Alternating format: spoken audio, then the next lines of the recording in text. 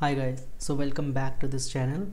So in this video we are going to see how we can create a decentralized voting application, and here the main technologies we are going to use is React.js and Solidity.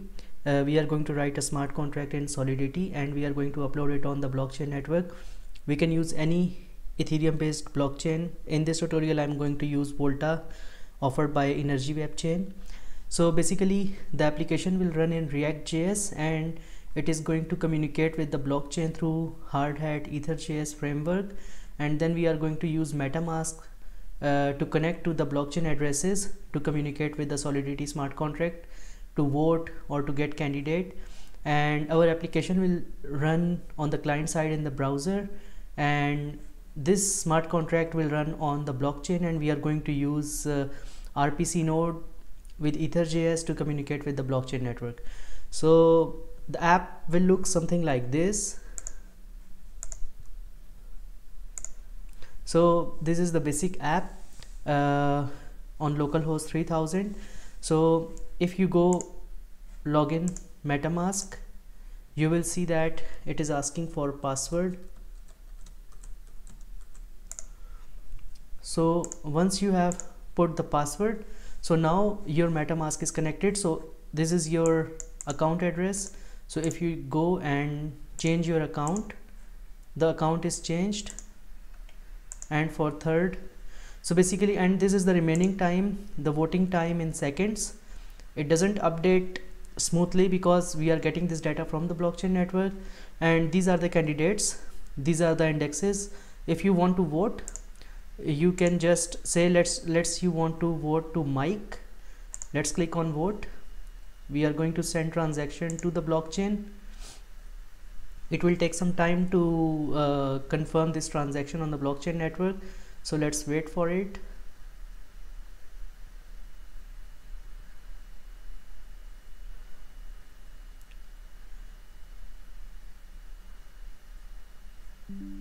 So the transaction is confirmed, and once we have voted, we will be shown a notification you have already voted. So let's try to change the account. Let's go to account 1. So here we can vote, but if we go to account 3, we have already voted, and you can see one vote against Mike. So basically this is all about the voting application which we are going to create. So in this video we are going to create the smart contract, the React code, and finally we are going to test our application. So let's start coding. So in this video we are going to create a React application which is going to communicate with the smart contract, voting smart contract written in Solidity, and is uploaded to the blockchain of your choice. I'm going to use Volta blockchain. I have actually created a video before to create a decentralized voting application using Node.js and vanilla JavaScript. But this video is different in a sense that we are creating it using React.js, but we will be using the same smart contract. And I have initiated an node package, and I have created this package.json, and I have copied and pasted these dependencies. I will upload the code on GitHub so you can get these dependencies too. And after these dependencies, I have just run npm install, and it has installed all the libraries in the node module. So first of all, we are going to create an env file, and we are going to copy and paste our private key here. Let's remove this contract address for now because we are going to initiate a new project, npx hard hat, and then we are going to deploy a new contract. So npx hard hat is going to create a new project.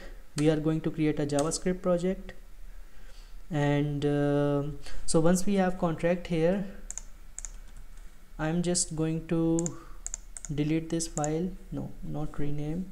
Okay, let's rename voting.sol, and I'm going to copy and paste the voting contract which I have created in my previous video using vanilla JavaScript. If you want to see how I created this contract, you can go to that video in the smart contract part, but I'm just going to explain it to you. We have a voting contract, and it's a struct with a candidate name and vote count, and then we have an array of struct where each index in the array stores this struct, like the name and the vote count, and then we have address owner, the owner of this contract, and the mapping address bool public voters. It's creating a mapping. If we are going to see if a voter has already voted or not. If he has already voted, he cannot vote again. And then we have this voting start and end time. So we are defining the duration in minutes that the contract is open for votes, and after the time is passed, the voting end, the contract is closed for the votes, like you cannot add votes. And then there is a constructor where it's taking the candidates names. Let's say we are passing 4 or 5 names, then it is going to push the candidates their names and vote count 0, like it's 0, default 0, because every candidate who is being added in this smart contract array, the vote count will always be 0. Then in the constructor we are defining owner is equals to message.sender, voting start and voting end, and we are adding duration in minutes. So let's say if we pass 60, it means the contract is open for 60 minutes. Then we have a modifier only owner, which we are adding it in the add candidate. So if we want to add candidate, it can only be called by owner, and then we are taking the name and the vote count is default 0. Then we have a function vote. Here we are first checking if the voter has voted or not. If not, then we can vote, and the candidate index should be less than candidates.length. Let's say if there are 5 candidates and if you are inputting 6, obviously it's out of bound, so you cannot vote. And once these conditions meet, then we simply say the candidates of index, because it's an array, we increase the vote count by 1, and then we say voters of message.sender is equals to true. It means that the voter has already voted, now he cannot vote again. Then we can get all the votes of the candidate, we can get the voting status, and finally we can get the remaining time of the contract. And yeah, so that's it. So we have this contract, and I'm just going to copy and paste the deploy script. Here in the input we are giving for Mark, Mike, Henry, Rock, and we are opening this contract for, let's say, 90 minutes, and it's going to deploy the contract. So first of all, let's say npx hard hat compile. And one more thing I forgot, I have to copy the module export these network information in hard hat config, and it's going to take the environment variables, the API URL and private key. So the contract is compiled, so we can say npx hard hat run -- network volta. This is the volta network, and we gonna run scripts deploy.js. Let's wait for the contract. Okay, so the contract is deployed now, and we have this env file. So let's paste the address here, and so now it's ready. So let's go back, and we can say npx create react app. It's going to create a React app, and so we are creating a new directory. We are not putting this code in our hard hat project, because the hard hat is just to deploy the contract. So once we have the contract address and the contract ABI, we can create the standalone application without inputting this information in the React app. So I will tell you, we are going to create a constant file, a file with name constant, where we are going to put the contract ABI and contract address, and then we are going to pass it in our main app.js in React. So let's wait for it to be complete, and then we can simply go to our React.js application.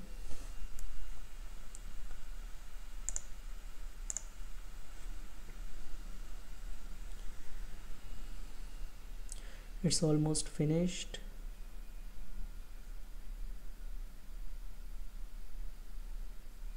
Yeah, so it's almost finished. So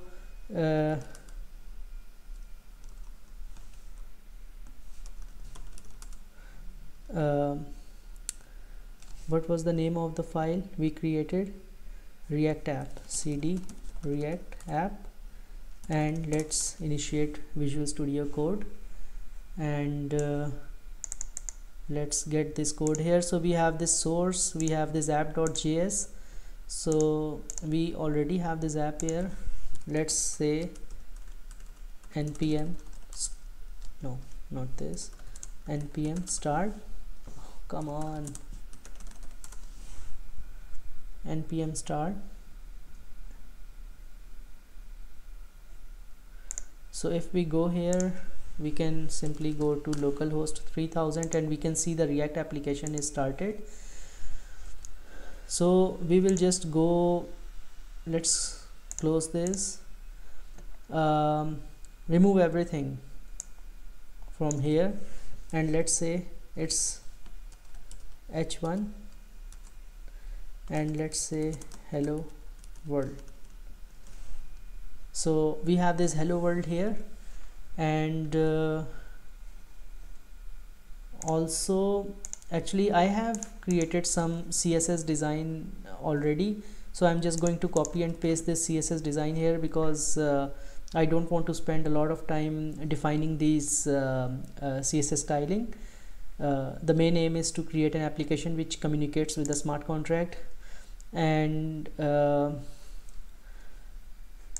okay, so we have this app. So first of all, we need to create components folder, and then we need to create constant folder. In the constant, we can define constants.js, and here we can say const contract address and const contract ABI, and we can say export contract ABI and contract address. So the contract address is let's go back to our hard hat. We closed it, we need to open it again. Let's open it. Yeah, so this is the contract address, and let's go copy and paste it here. And the contract ABI, for the ABI we simply go here, artifacts, contracts, voting, and we can simply copy and paste the ABI from here. Let's close it. So now the ABI is defined, and in the app.js we can simply go at the top and import something. Let's remove it. So I'm gonna import use state and use effect from React. Then I'm gonna import ethers, because we need ethers library to communicate with the smart contract from ethers. And I'm gonna import contract ABI and contract address from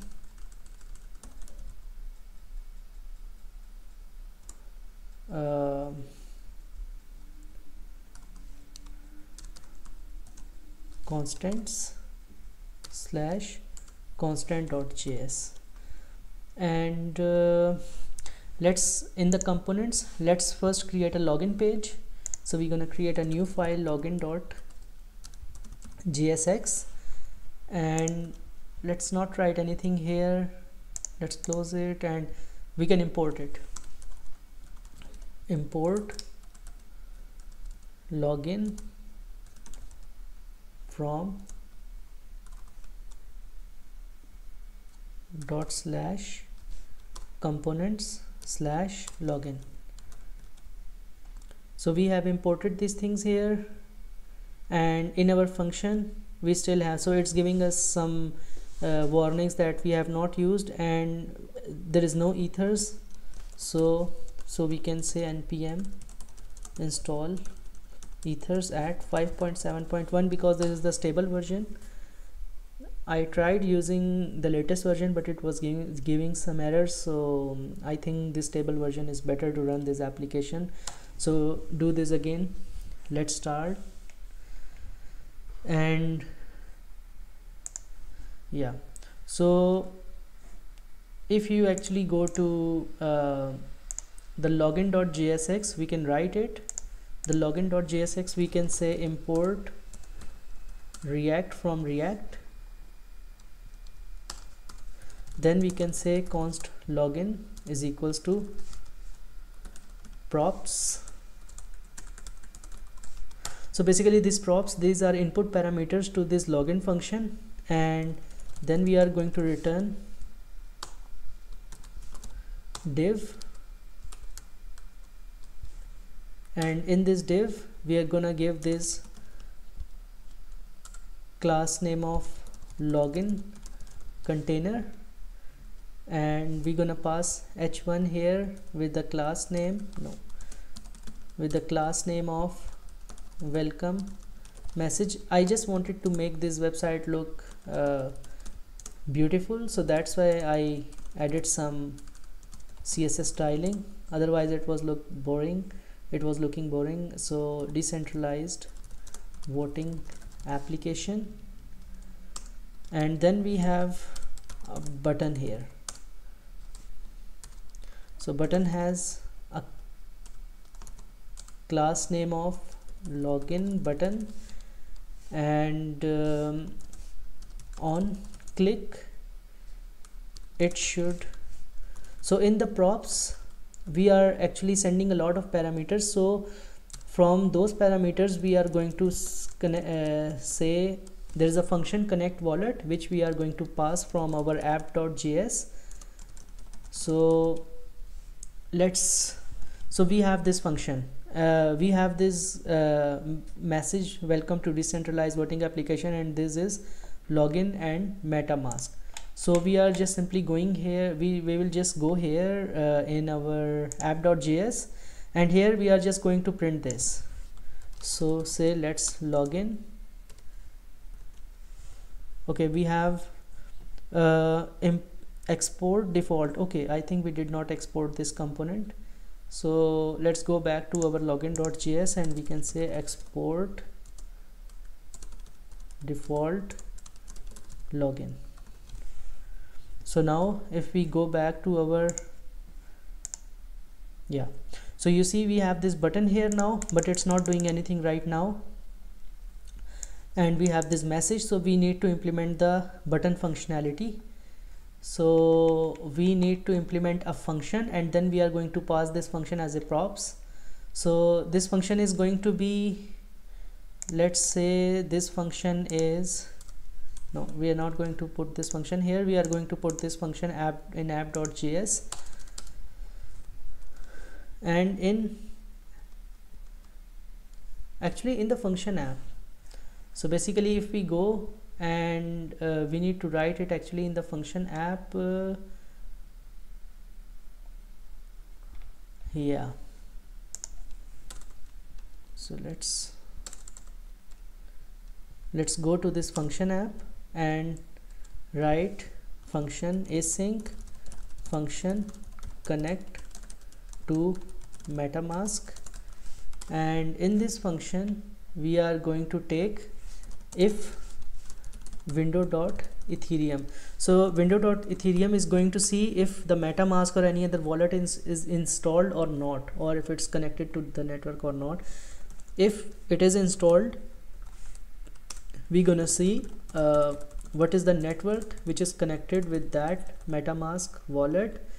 So we are going to see it from providers, who is the provider, Web3 provider, and window.ethereum. So it's going to take all the network information, and we can say set provider to provider. Okay, we can create some use state. So we can say const provider set provider is equals to use state of null. And then we are also, because if we are connected to a MetaMask, we need to get the account. So we can say const account set account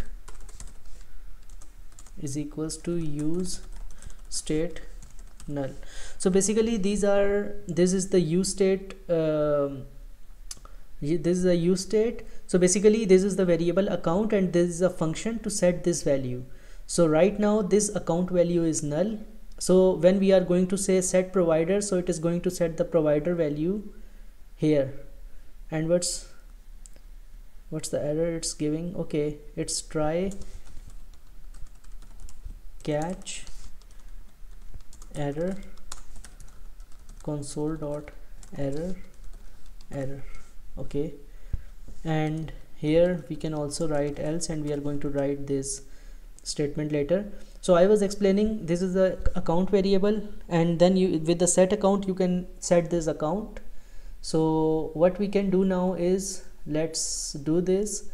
So once we get the provider, we can say await provider.send.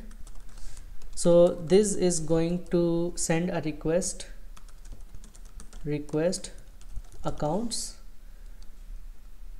So this line of code actually going to ask provider that give me all your accounts, and then we are going to define const signer is equals to await the provider dot get signer, like who is connected to the MetaMask, like the current account. And then we say const address is equals to await signer dot get address. So we are going to call get address method, so it's going to take the address of the signer. And then we can say console.log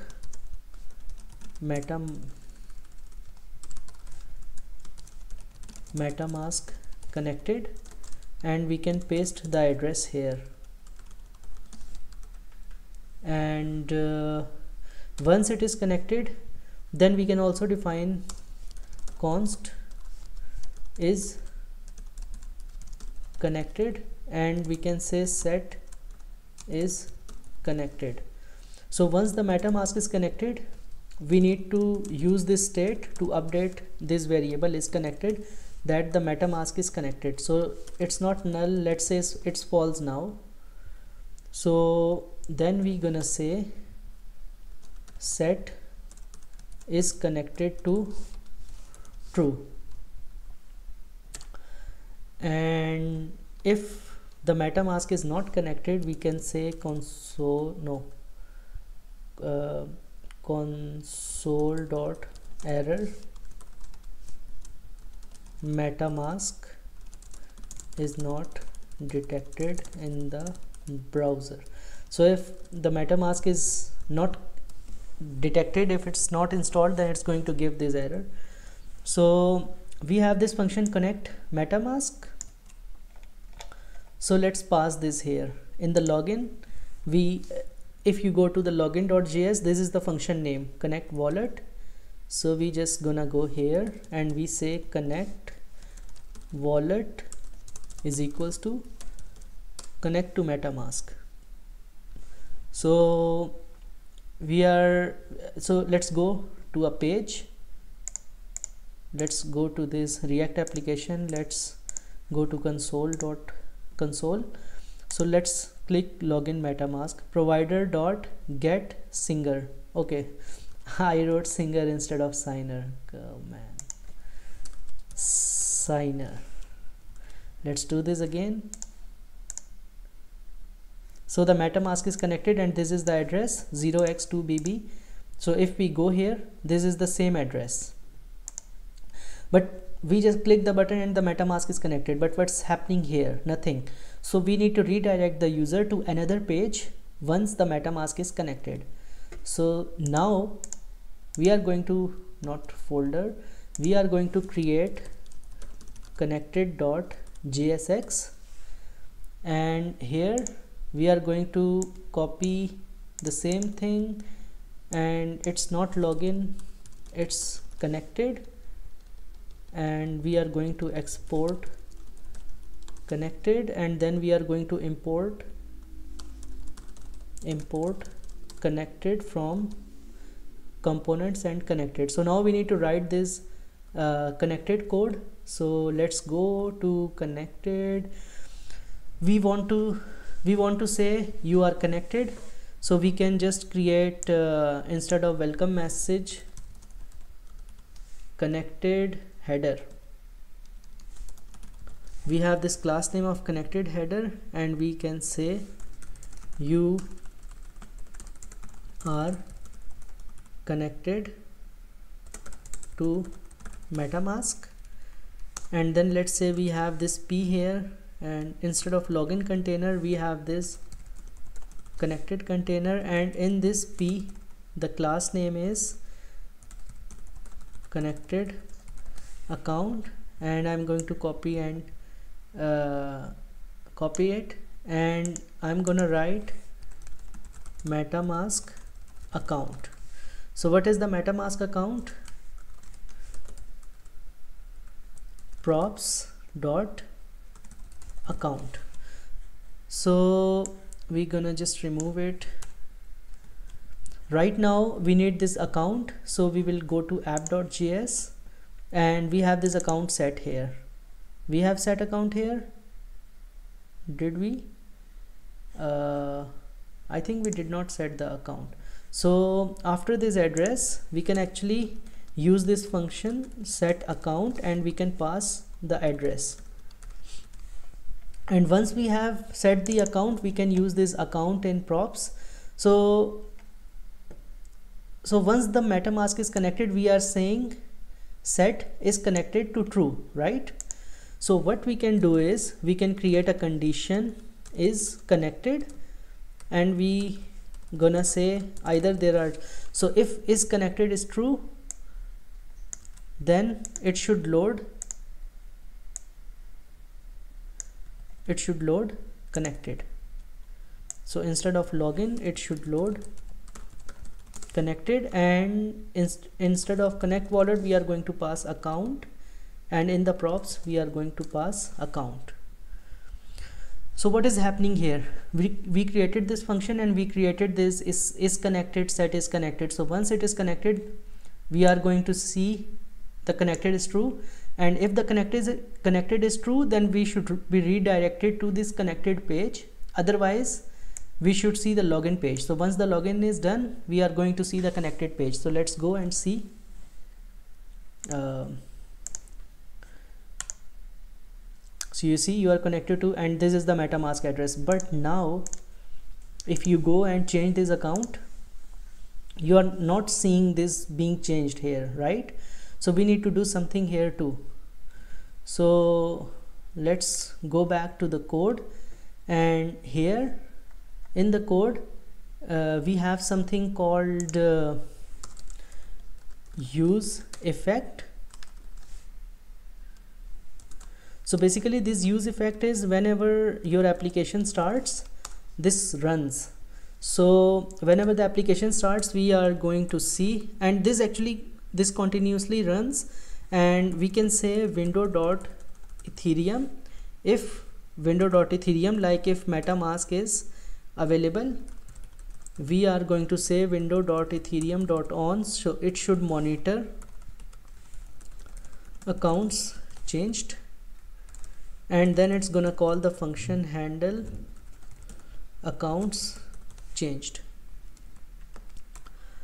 and then it's going to return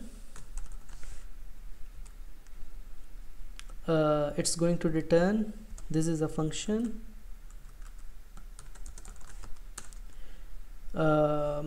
if window.ethereum if we have this MetaMask, then we are going to say window dot Ethereum dot remove listener. And so here we are adding a listener for the accounts changed. So once the account is changed, we are going to remove the listener of accounts changed, and then we are going to pass the same function. And now we need to write a function handle accounts changed. So async function handle accounts changed. It's fine, it's not async, it's okay. And in this function we are going to take the accounts. So okay, so when the accounts are changed, like window.ethereum.on, it's going to call this function, and in this function the input is automatically it's going to send the length of these accounts. So if accounts dot length, no, accounts, oh come on, accounts dot length is greater than 0, and account is not equals to account of 0. So the new account which we got when we changed the account in the MetaMask, it should not be equal to the account which we stored earlier, and the length of these accounts should be greater than 0. If this is the case, we gonna say set account to account of 0.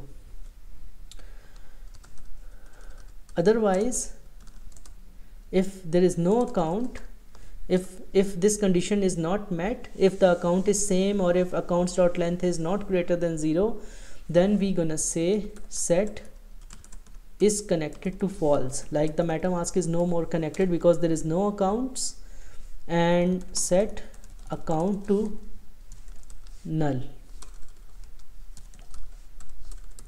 Set account to null. So let's, accounts is not defined. So okay, we are going to pass accounts. So let's go and try this. Log into MetaMask. So we have this account connected. So if we go and connect a new account, okay, so we are not getting any account, we are getting the account of 0. So it's not account, it's accounts, my mistake. So let's try to change the account. Okay, so we are getting the new account. Let's try to connect this 0xd. So now this thing is working fine. So now when we are changing the account, we can actually see that okay, the account is changed and this is the updated address. So that's it. So now our front end is ready, where we can connect the MetaMask and we can get the MetaMask address. So now we have different functions of this smart contract. So first of all, we are going to write a function where we are going to get the current status of the contract. So if we go here, async, because it's an asynchronous call to the smart contract, get current status, and then we are gonna say const, we're gonna copy the same thing, const provider, then we're gonna say the same thing here, get signer, and then when we got the signer, then we need to create a contract instance. Const contract instance is equals to new ethers dot contract. We gonna say contract address, contract ABI, and signer. So once this new contract instance is ready, we're gonna say const status is equals to await contract instance dot get voting status. So you remember we defined this function in the smart contract, so it's going to return a bool, either it's open or close. So we can actually go and we can go above and we can say const voting status set voting status use state, and it's also going to be a bool. So right now we say okay, it's true, the voting status is true. So once we are calling this function get current status, we can say set voting status to status, whatever the status is, if it's true or if it's false. And then we're gonna create a function set remaining time, async function set remaining time. We're gonna copy and paste the same thing here. Okay, provider signer contract instance is same, and here instead of this we're gonna pass time await instance dot get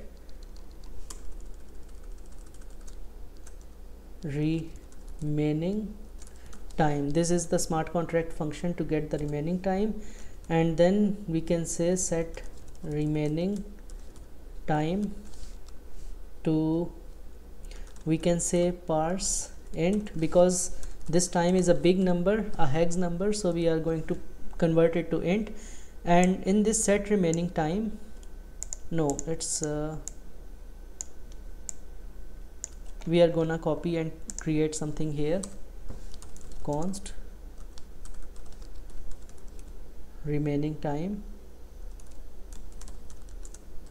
and set remaining time is equals to use state, and we're gonna say it's null.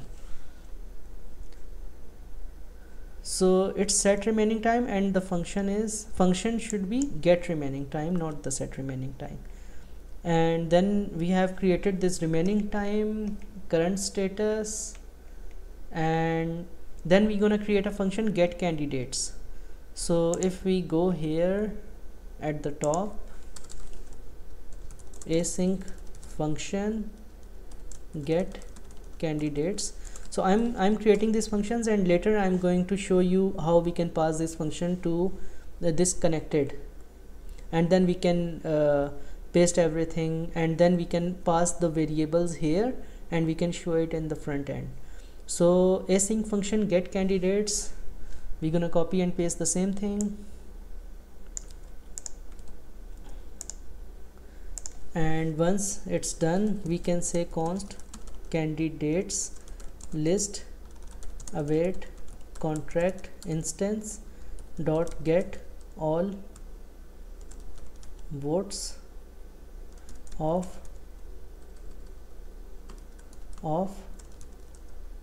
candidates. There is this syntax problem with this candidates, but this is the actual name of the function which we need to call. So it's candidate, not candidate. And let's console.log candidates list, and let's run these functions at the top. So we're gonna say it's in the use effect get candidates, get remaining time, and finally get current status. We can also print the current status, console.log status. So let's go to our application. We can actually log in, and here we can see you see we have this Mark, Mike, Henry and Rock, which we used 4 names, and their vote count is 0 right now, 0x00, and it's a big number, that's why we use %. So now you know this is an array, and we need to actually, it's a complicated array right now, so we need to make this array in a simple form so we can pass it to the front end. So let's do this. Get candidates, let's remove this.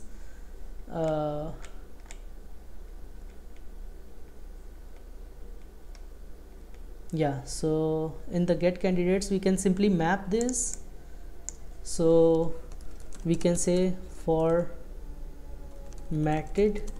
candidates is equals to candidates list dot map, and then we gonna map each candidate and index, and then we gonna say return index should be index like 0 1 2, the index of the array. Name should be candidate dot name, and vote count should be candidate dot vote count dot to number, because we saw it's a big number, so we need to convert it to number. And once it's done, we need to define const candidates set candidates is equals to use state, and we're gonna say it's an empty array. So what we're gonna do is set candidates, and we're gonna copy and paste format candidates. So now we have our candidates here, so we can go and print the candidates, and we can also create an input which actually takes the input from the user, and then we can vote. So we have this get candidate ready, and so we will just go here and we're gonna pass a few things. So let's make it like this. So after accounts we can pass candidates is equals to props of candidates, and then we can pass remaining time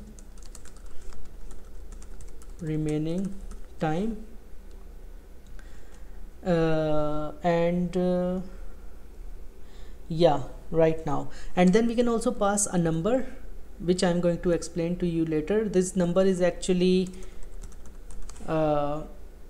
this number, so actually number is not defined, so we can actually go and create this number above. So basically this number is when we are going to create a text input, then we need to input a number like which array index, like the which candidate you are going to vote. So it's number set number is equals to use state of, right now there is no number, okay, so we are just passing this number here. And now we have this thing here, so we can just go to connected.js, and we can add things here now. So we can say it's we can create the same remaining time,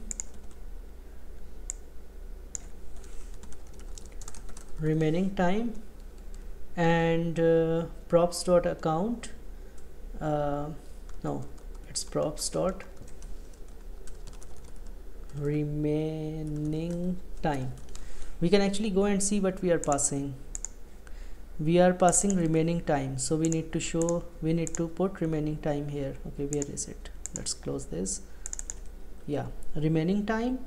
And let's say we also want to create something like a div.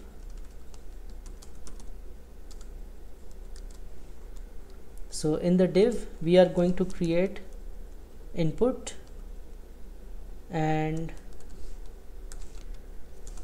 the type is number, like what is the index of the array we are going to vote, and the placeholder is enter candidate index, and value, the value we are going to give here is props dot number. So you remember we wrote a number props, and on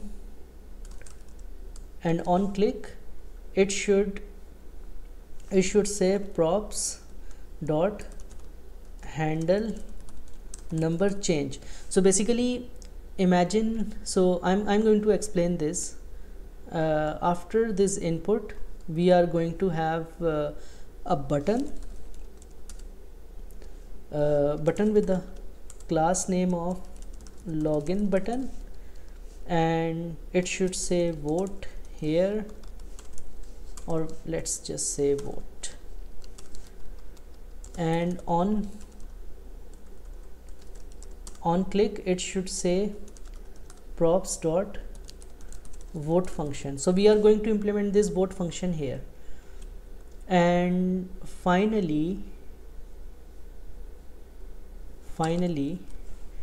I have actually written the table code here. It's big, so I'm just going to copy and paste it here. So in this table it's actually taking the index, the candidate name and candidate votes, and we are passing this candidates props dot candidates, and it's going to map it in the. So let's go to our application, let's close this, connect to MetaMask. So you see, like, this much seconds are remaining. This is the account we are connected to, and this is vote. So okay, so let's create, can we do BR? Yeah, okay, it's not looking nice, but it's okay, it will look nice later. So you see, if we do this, why I cannot enter? Okay, so let's first, because there is no number, I have set the number to null, so we need to write this function before we can actually click on it. Async function handle number change. So in this function we simply need to say set number, and we are going to pass event here, the e dot target dot value. So it's simple, we are using this and we are going to pass it in our props. Handle number change is equals to handle number change. So let's go here. Okay, why we are not able to put something here? Let's see what mistake we did. Okay, let's remove this div for the time being.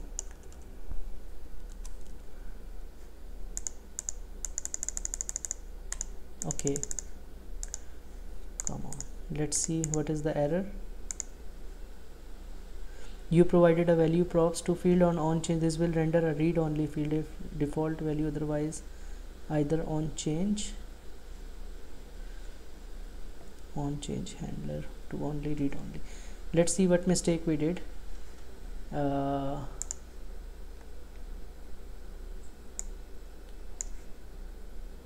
So it's not on click, it's on change. So on change, so I hope now we are, yeah, so now we are going to. So why we wrote this? Because when we are changing this number, it should also change the number in the code too. Let's say I wrote 2, the code said it's 2, but now I changed 3, it must also change or set the value to 3. It's same like MetaMask account. Once we change the account, we should mention it here too. So now we have this input box, and now we have this vote functionality. So we need to implement this vote functionality now. The time is decreasing because I set this to 90 minutes, which is like 5400 seconds, or I don't know. So now our code is ready, in a sense that we have this functionality. We can see the name and the candidate votes, and we can also see the input and the vote. So now we need to implement two functionalities. First functionality is vote. So once we vote, it should be added in the blockchain. And second functionality is, if I connect this account and this account has already voted, then it should remove this input and it should say that you have already voted. For this, we can actually go to app.js and we can create two more functions, which is vote and can vote. So let's first write the function async function can vote, and in this function we are going to copy and paste the same thing, const provider const can vote. So after this we can say const vote status is equals to await contract instance dot, we are going to call the voters function, and await signer dot get address, and then we are going to initialize const can vote set can vote, no, not this, use state of false. Right now we can say it's true, that yes, you can vote.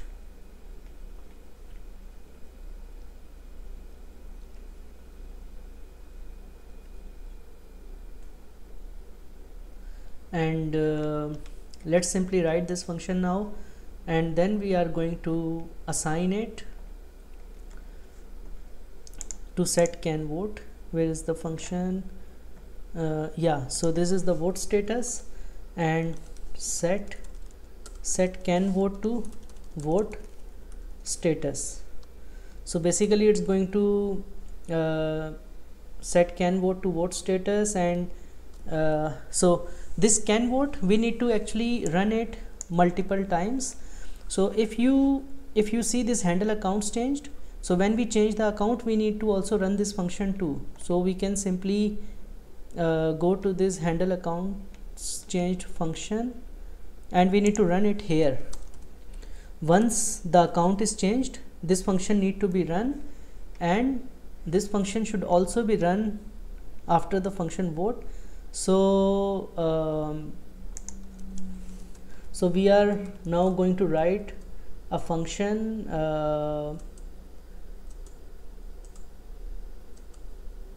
yeah, and this can vote should also be run when we connect this MetaMask. So once the MetaMask is connected, we can also run the can vote. So once the MetaMask is connected, it's also going to see that if this certain address, if this address is actually allowed to vote or not, and this can vote. Okay, and now finally let's write our final function async function vote. So basically this is the main function where users are going to write the index to whom they want to vote, and finally the vote will be written in the blockchain. So if we just go here, and so once our contract instance is ready, we can say const transaction is equals to await contract instance dot vote, and we are going to pass the number which we have defined here. So we are actually giving the index. So if you go to here, no, if you go here, log into MetaMask, you can see this index. So basically this is the number we are passing. So this is the number actually we are passing. So let's go here, and once we have passed the number, we are going to say await tx.wait, and then finally we are going to run the function can vote after this vote function. So this, because once the vote is done, it should set the status to false. So we should see that you have already voted. So let's go and so let me just confirm if I have written everything. So let's go and run this function. So we need to send two more things here. First of all, we need to send if a user has already voted, and then we also need to send the vote function. So here we can say vote function is equals to vote, and then there is a show button. I'm going to use this show button if a person can vote or not. So now we have passed this. So now a person can vote, and here like this input and this button, let's do something like this. Let's create this show button, and then we gonna do something like this. So if show button, like if can vote is true, then it should actually show this. Like if it's props dot show button, if it's true, then it means that you have already voted. So we can just say okay, we can create a p no okay we can say you have already voted. But if it's false, then we can say div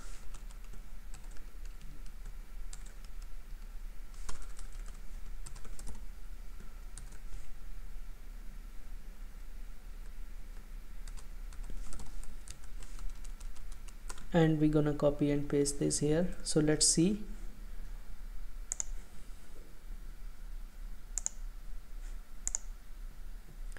Yeah, so the remaining time in this, let's connect this. Let's connect the first account, account 2, and let's vote to number 1 like Mike. So let's vote. It's going to prompt the MetaMask extension, confirm.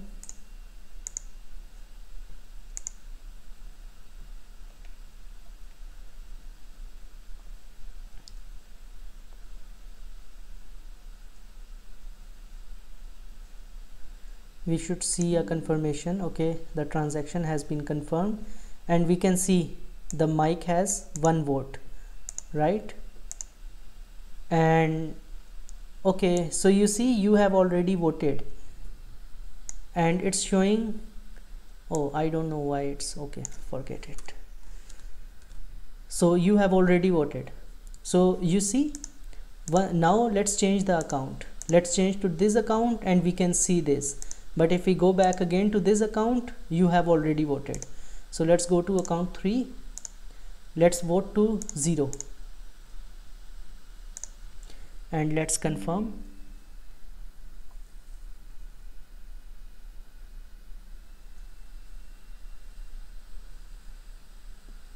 And since the it's confirmed, we can see the Mark has vote 1, and this account, it has already voted. So finally let's go to third account, now fourth account, and let's vote to 2. Let's vote to Henry.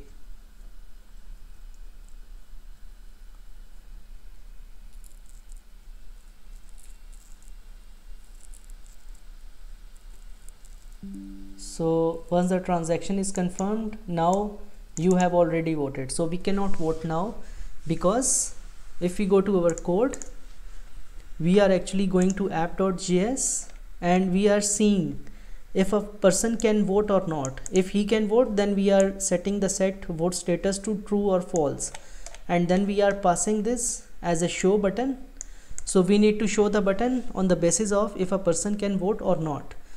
So yeah, that was all about this application. But there is one more thing which we can do here is when the voting is ended, we can actually just print that voting is ended. So here, have we created voting.status? Voting, yeah. So we are not using voting status, but we are setting the voting status. So what we can do here is we can create a new component. Oh, why I'm creating folder finish.jsx, and just copy and paste this and say finished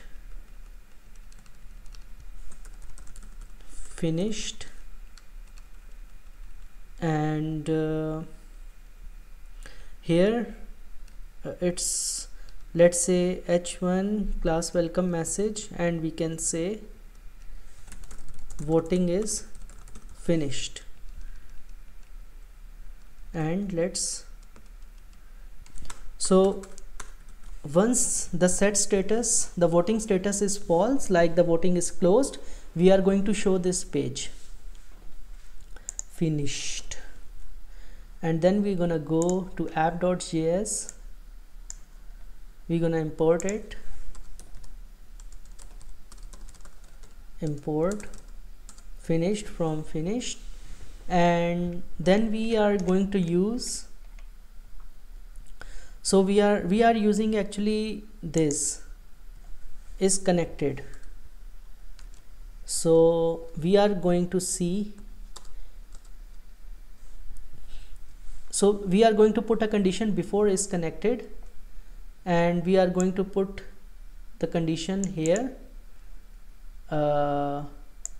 We are going to put condition like this: voting status is this, and then we can do something like this.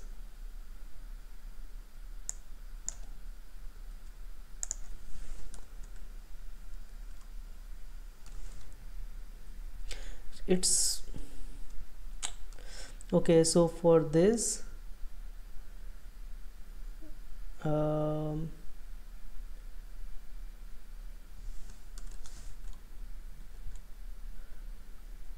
yeah, okay, so it's like this.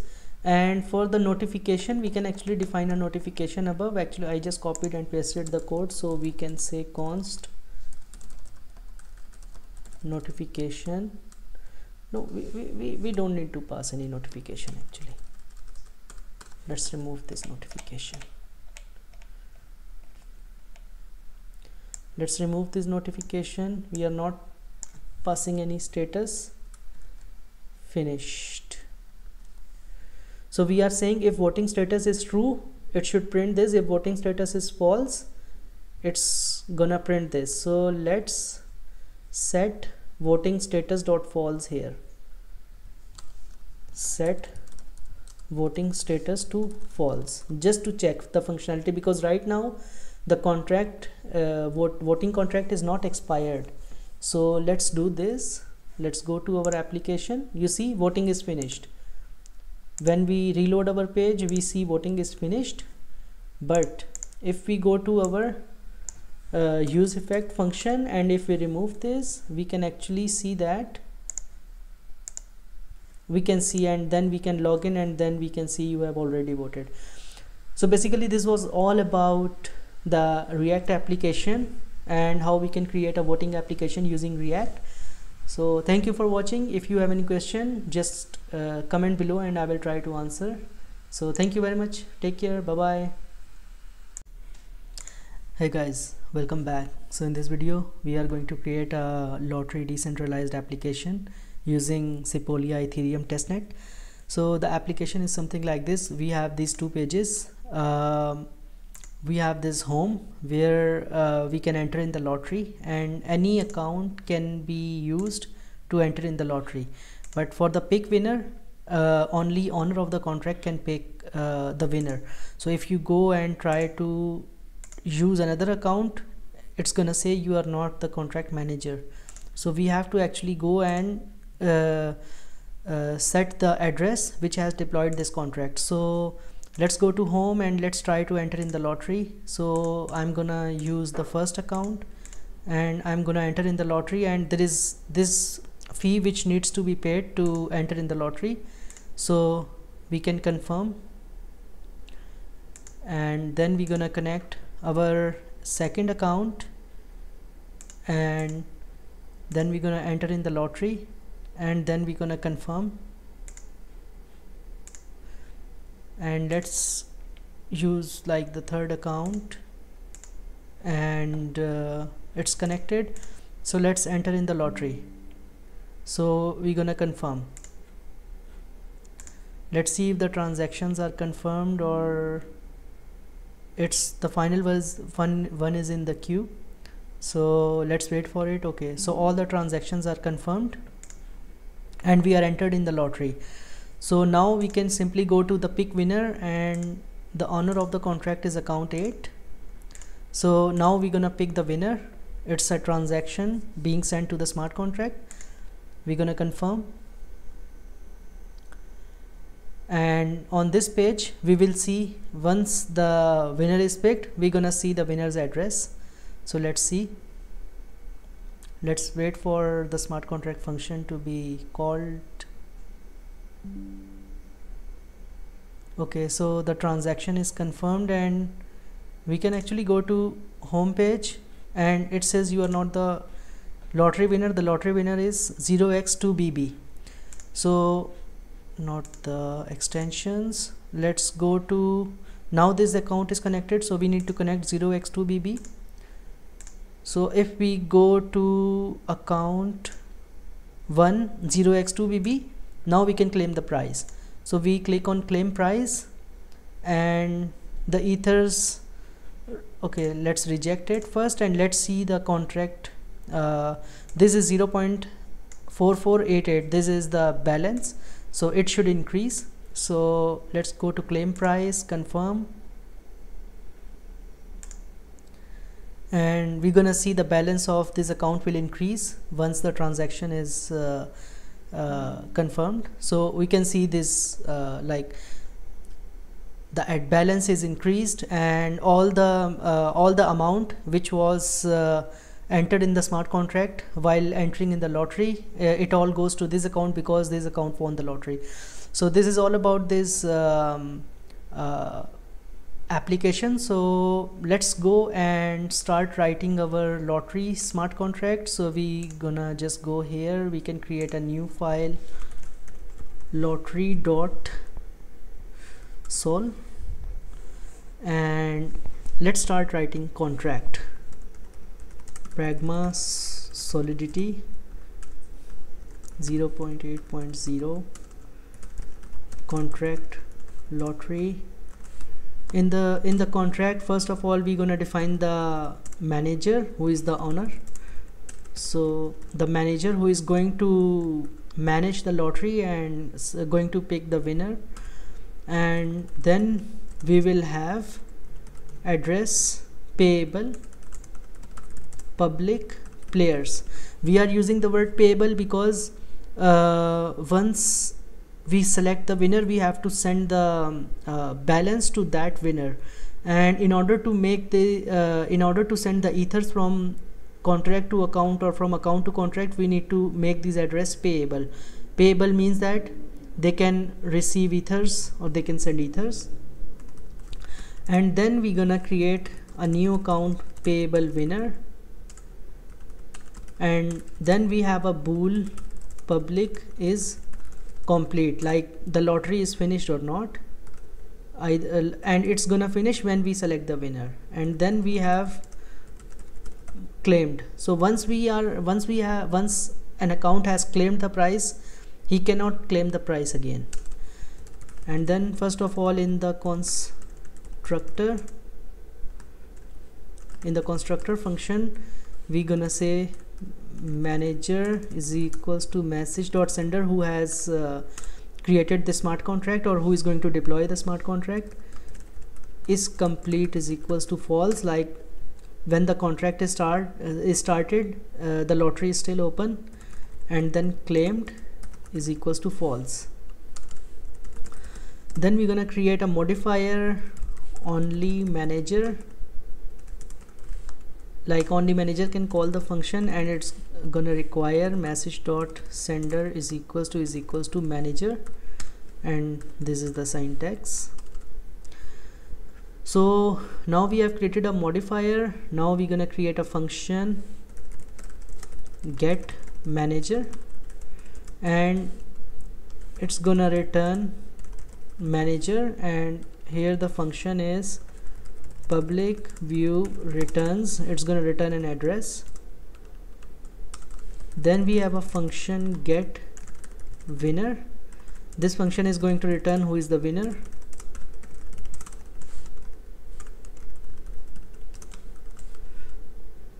And it's going to return winner.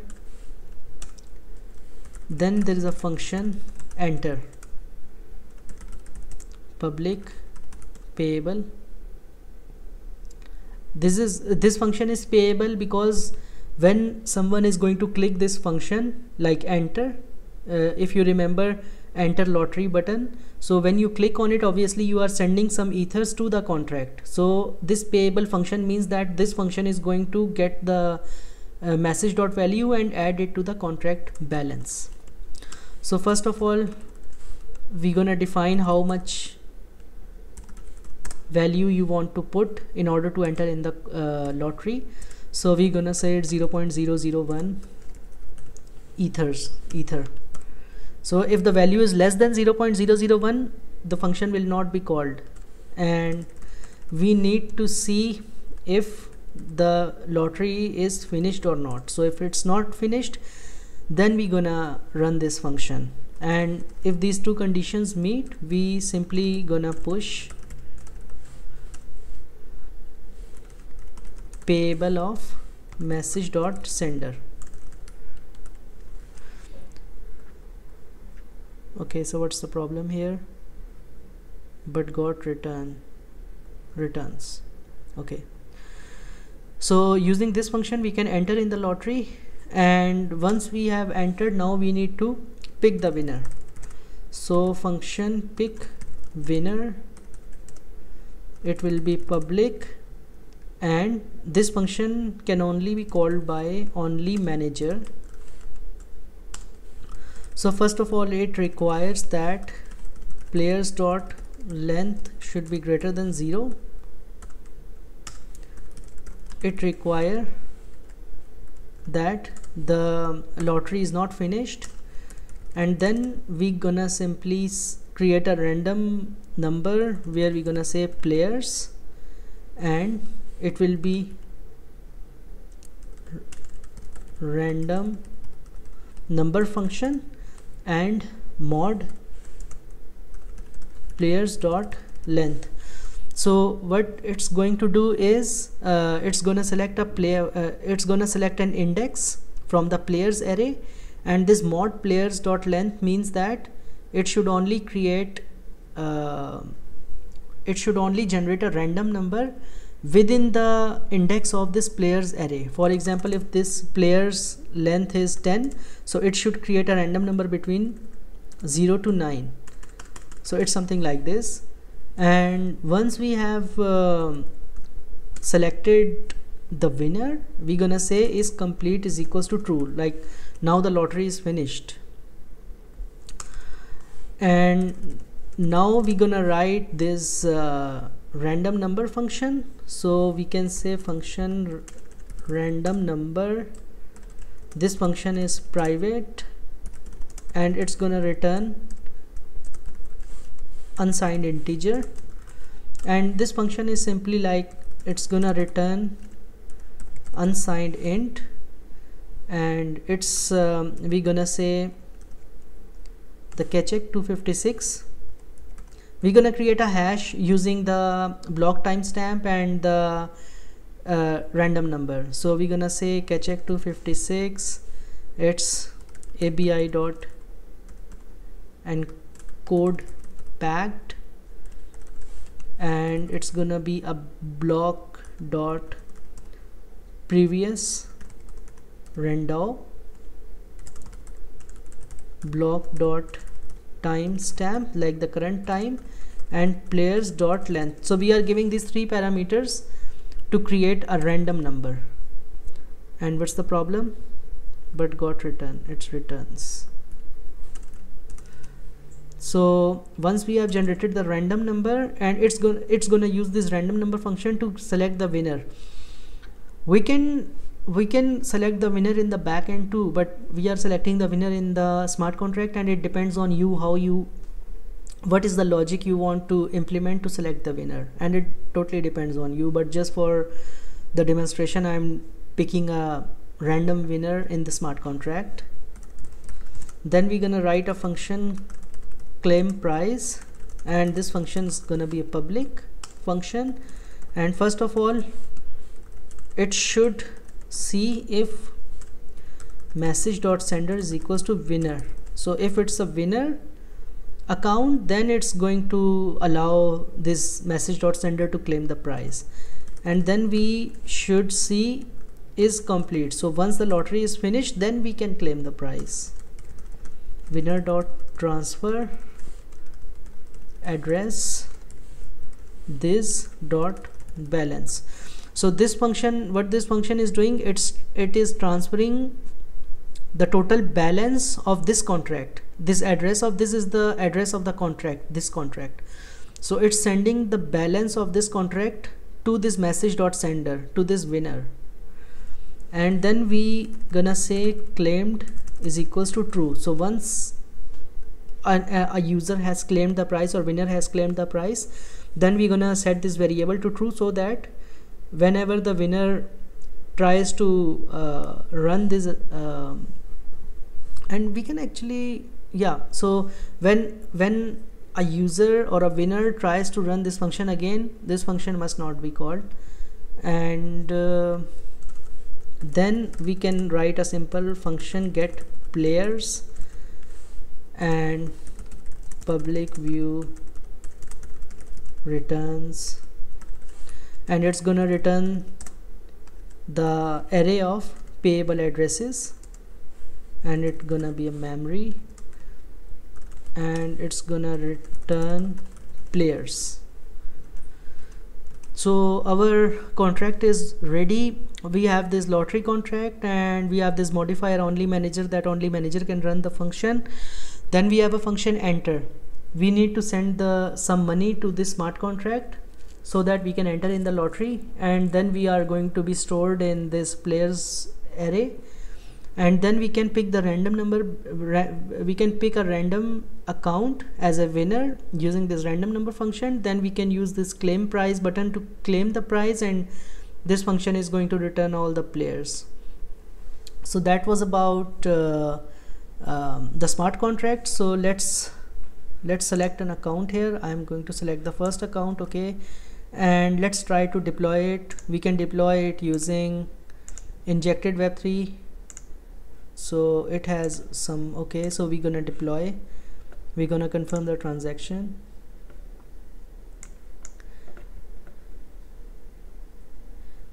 and once the transaction is confirmed, we can actually see our deployed contract here. So this is our deployed contract. So now we can simply go to our I have created this directory, and I can simply say npx create react app, and I can say it's lottery app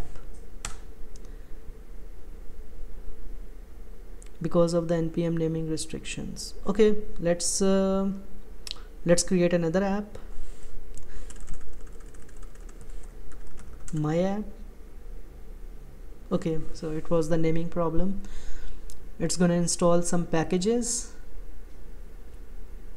and after that I'm going to install the ethers package. to communicate with this smart contract, because the smart contract now resides on Ethereum testnet Sepolia, and we need ethers.js library to communicate with the smart contract. And then we're gonna write our React application. So let's wait for it.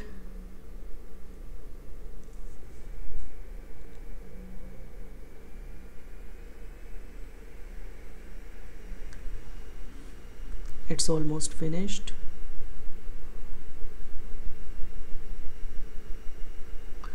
Okay, so it's almost finished. After that, I'm going to install the ethers package. Okay, so it's finished. npm install ethers at 5.7.1. okay, so it's installed. Now I'm going to open this in the code editor. So okay, so I'm just okay, let's close it. Let's cd my app and now open the code, because the directory was not right.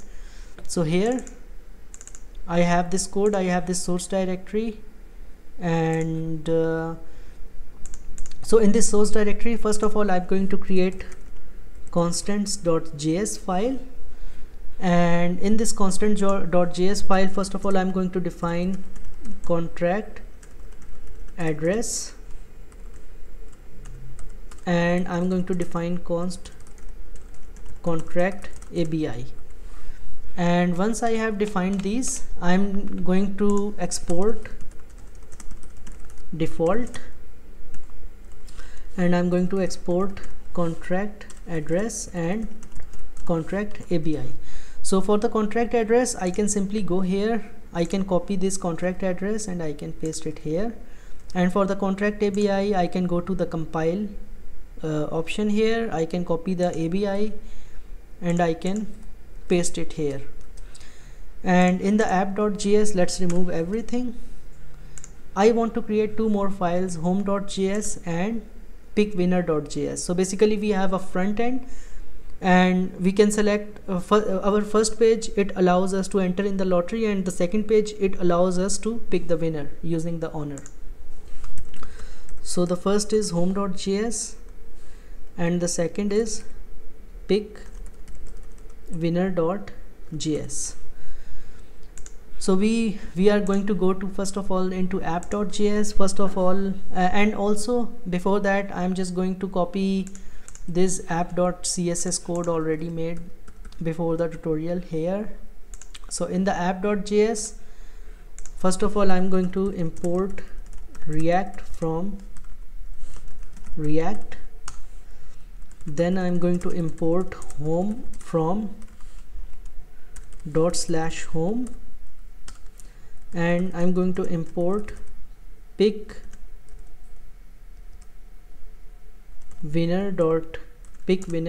from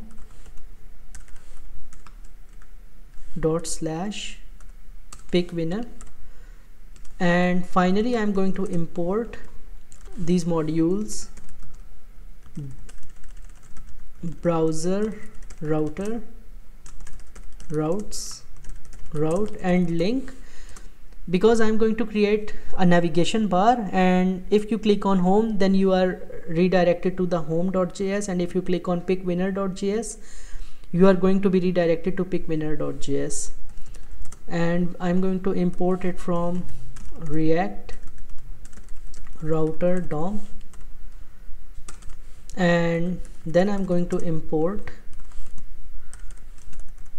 app.css. So I'm going to write the app function, it's gonna be function app, and it's gonna return, first of all we are going to create browser route. In this browser route we're gonna create a div. In this div we're gonna create a nav bar, and in this nav bar we're gonna create UL, and in this UL we're gonna create a link, and in this link, first of all, we just gonna say link to. If we click on this, then we should redirect to the home page, and in the second I'm just gonna copy and paste it, and if we click on pick winner, we should be redirected to the pick winner. So this is the nav bar, and after this nav we can define the routes.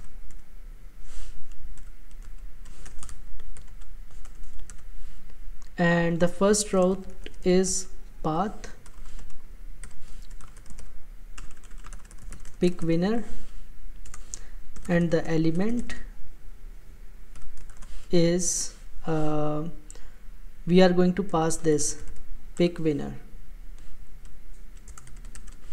We are going to pass this, so whenever we click on the pick winner, we should be redirected to the pick winner. And okay, so in the routes, okay, I think I made a mistake. This needs to come here. So in the routes we're gonna create one route, and in this route we're gonna say this, and we're gonna create another route for the home page. It's gonna be home, and it's gonna be simple slash, and then we're gonna say export default app. So now let's go and see our app's functionality. So I'm just gonna start a server here, and npm start. If we don't have any error, then we can actually see the front page of the browser. So let's go here. Okay, cannot find module. Okay, we can install it, that's okay. npm install, let's wait for it. So it's done, so we can say npm start again.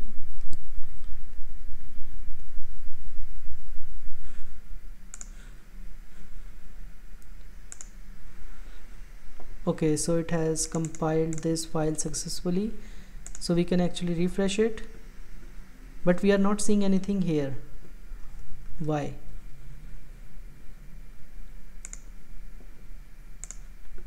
We are exporting. Okay, export default app. We are not seeing anything. Home pick winner, it's pick winner. Okay, expected, but you got object, you forgot to export your component from the file it's defined in. I think yes, they're right. In the home and in the pick winner, let's simply create a function home, and let's keep it empty. Export default home, and let's, sorry, the home is here, and this is pick winner, and we're gonna copy and paste it here. Let's try to see if we can see the home page. No. Is there a problem?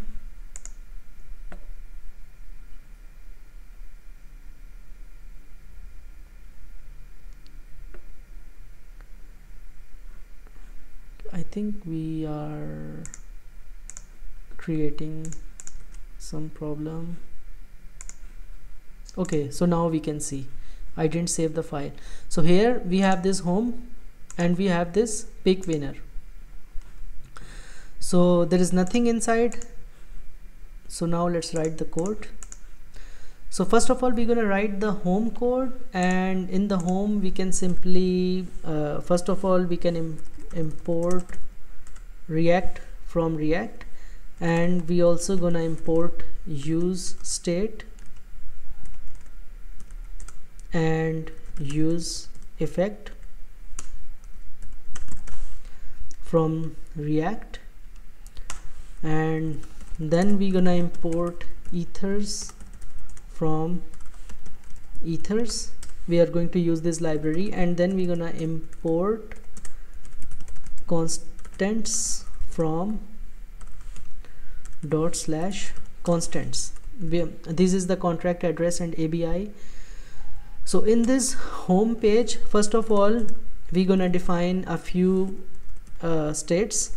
So it's current account, so which account is connected with the MetaMask, and then we can use set current account method, and it's gonna be use state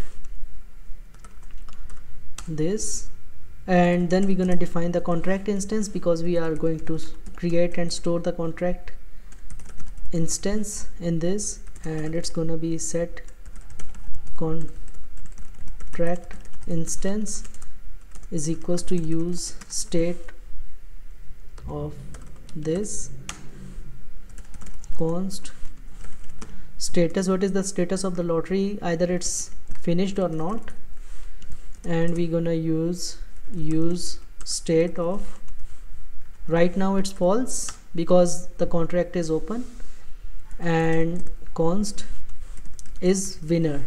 Who is the winner?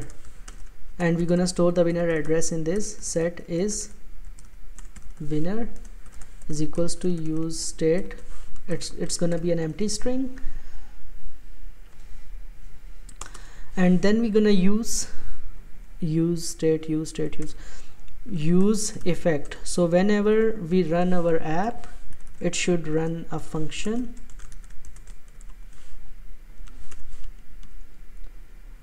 and we will have this. So in this function, first of all we're going to define the function const load blockchain data, and it's going to be an async function. So in this function, first of all we are going to see if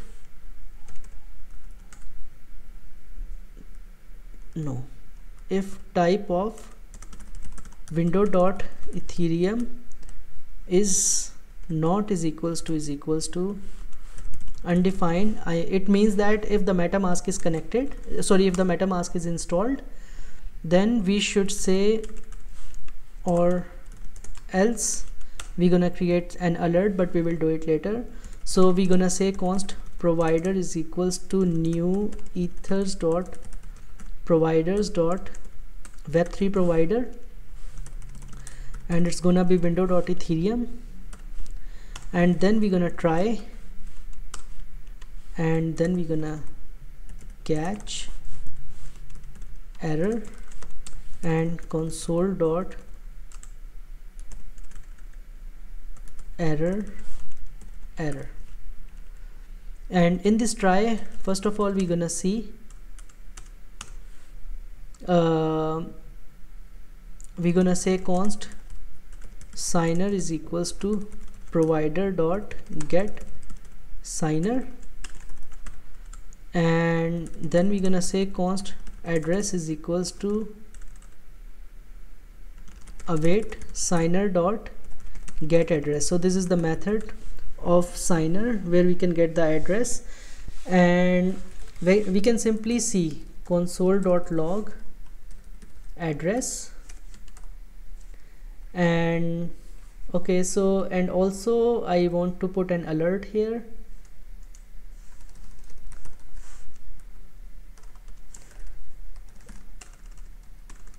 Please install MetaMask to use this application, and I'm gonna run this load blockchain data function here, and let's see. Let's go back. So I can see that the account is connected, and this is the same account here, 0x2bb. And what I can do is I need to see if the account is changed, so this account must change. So if I change the account, it should also change the account here. Right now I just changed the account, but I cannot see this account is changed here. So I'm gonna go here, I'm gonna go back to my code here. Now we have this account, so we can say set current account to address, and then we're gonna say window dot Ethereum dot, we're gonna see on if there is a change, and we're gonna use this accounts changed method. So if the account is changed, we're gonna take this accounts parameter and we're gonna run a function, and it's gonna set the current account to accounts of 0. So whenever it's changed, whenever we change the account, we should set the account and then we can say console.log current account, so we can see what is the current account. So we can go back here, we can try account 2, but we are not seeing it here, right? So we actually need to pass the current account here, current account. So now we can actually see. So if we change the account, we can see the account is changed to 0x. So yeah, so now we are going in the right direction. So we have also seen if we change the account, okay, that's okay, our function is ready. Now we need to create another function which is related to contract. So we are gonna say const contract, it's gonna be an async function, and it's going to create the contract instance. So first of all, we're gonna say const, it's same, we need to connect it to MetaMask. We can say const provider, const signer, and then const contract instance is equals to new ethers dot contract, and we're gonna say constants dot contract address, which we have imported from constant file dot contract ABI and signer. So once we have created the contract instance, we're gonna say set contract instance to contract instance. Now we have created the contract instance. Now we want to see if we can see what is the status of the contract, what is the status of the lottery contract, and what is the status of the winner.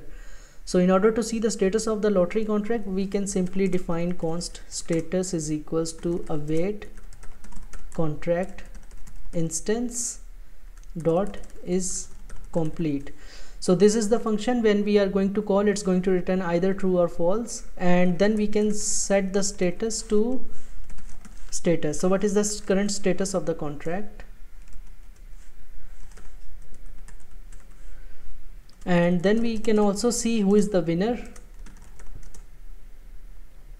Await contract instance dot get winner, who is the winner, and we can say if winner is equals to current account, then we can say set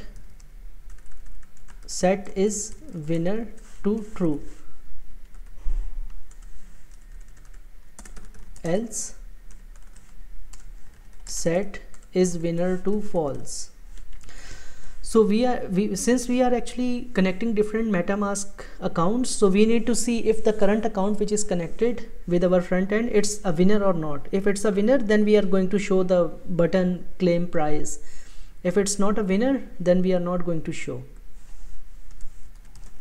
And then we're going to run this contract function here, and now we are going to simply go here.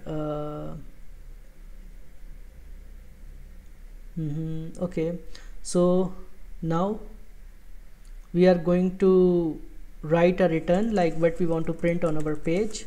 So it's simple.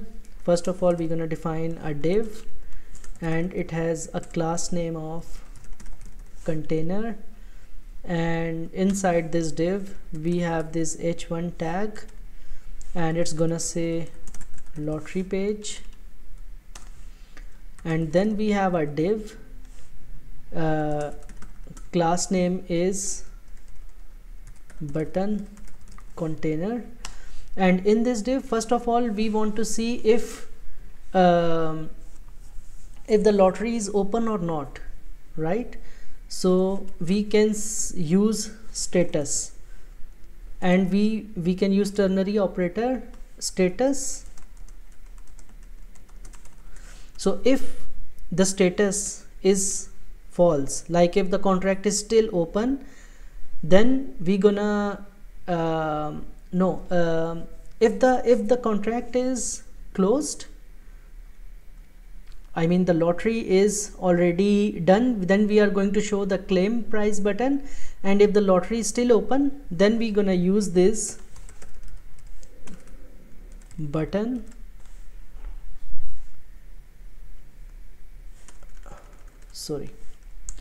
we're gonna use this button,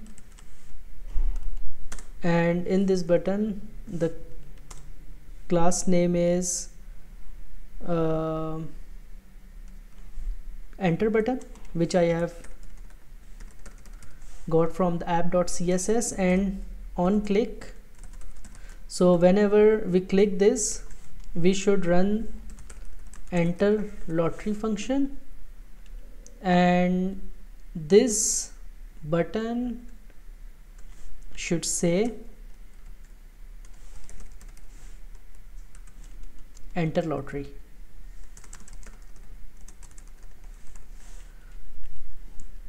But if the contract is closed, we're gonna simply see if is winner. So we also need to see if it's is winner. So if it's a winner, then we gonna copy this thing and we gonna paste it here, and it's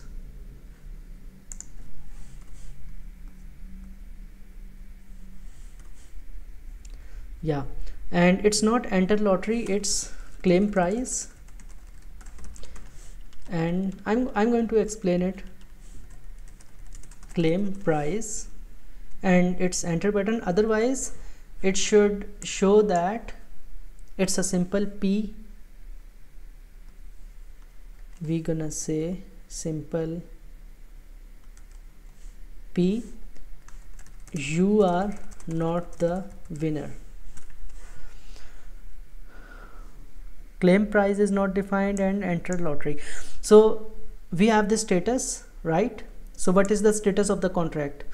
If the status is finished, like we have already picked a winner, then we gonna see who is the winner. If the current account which is connected with the front end, if that account is the winner, then we should show the claim price. If it's not the winner, then we should say that this is not the winner, and we can do something like this. And if the lottery contract is still open, then we should see the enter lottery button. So it's something like this. And now we're gonna create these functions. First of all, we're gonna create the function const enter lottery, and it's going to be an async function, and we're gonna first define const amount to send is equals to ethers dot, we are going to use the utils function and parse ether function, and then we gonna define 0.001 ether, which we have defined in our contract. So we are going to pass it, and then we gonna create a transaction is equals to await contract instance dot you remember we wrote a enter function, and in this enter function we're gonna pass the value as amount to send. We are gonna pass this value as amount to send, and once we have done, then we're gonna say await tx dot wait. Okay, so it's inside. So in this enter lottery function, first of all we are creating this amount 0.001 ether, and then we are saying that this is the amount to send, and then we are waiting for the transaction. So it's gonna call this smart contract function enter. So if we go back here in the remix, we can see this enter. It's going to see if either it's greater than equal to 0.001 ether, and then it's gonna check if the contract is open or not, and then it's going to put it in the players array. So we can come back here, and this is the enter lottery function, and we can actually copy and paste the same function here, and we can define the claim price. It's gonna be an async function, and we are not gonna pass. So in this claim price, instead of enter, we're gonna call the function claim price. So okay, I think we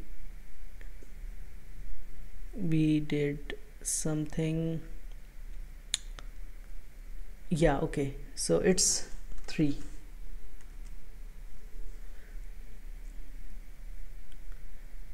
Contract instance, set contract instance. Okay, yeah. So we have this we have this lottery function, we have this claim price button. So if we go to see our app, we can actually see, like we can see enter lottery contract instance dot is complete is not a function. It's telling us because it doesn't know that the function has been defined in Solidity. So if you go here, actually is complete is a function here. Where is this is complete?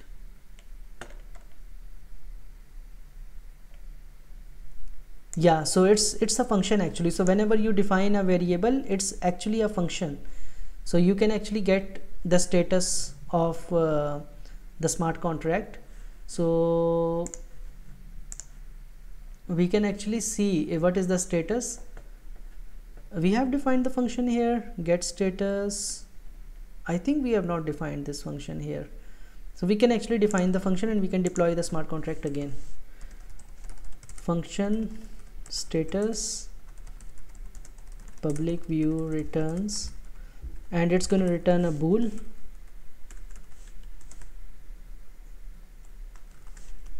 and then it's going to return is complete. I mean, we can call this variable too, and we can call this function too. I mean, it depends.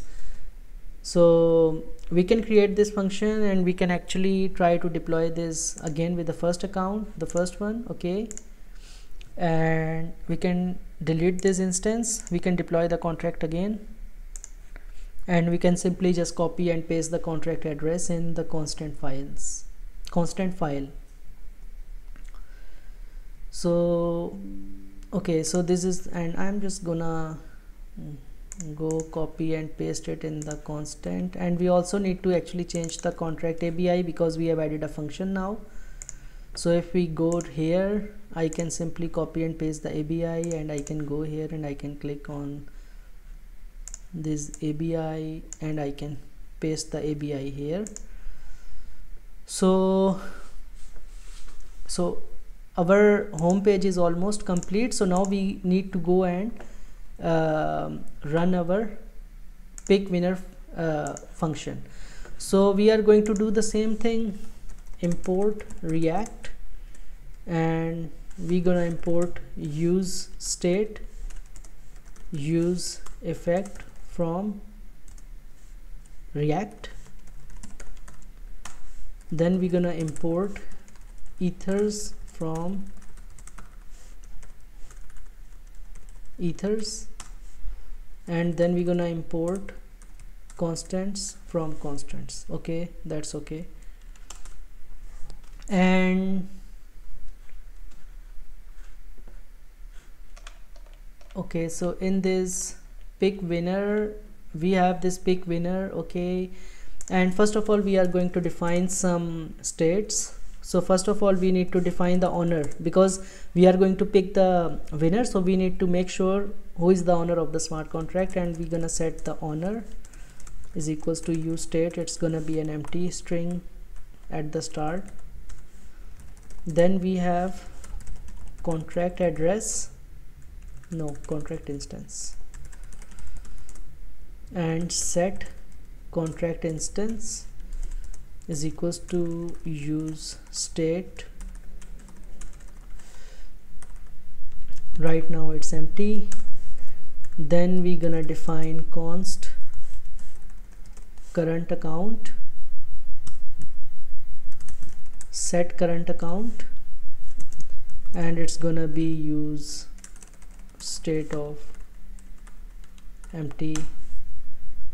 We gonna see if the owner is connected or not. So we are going to say is owner connected, set is owner connected is equals to use state,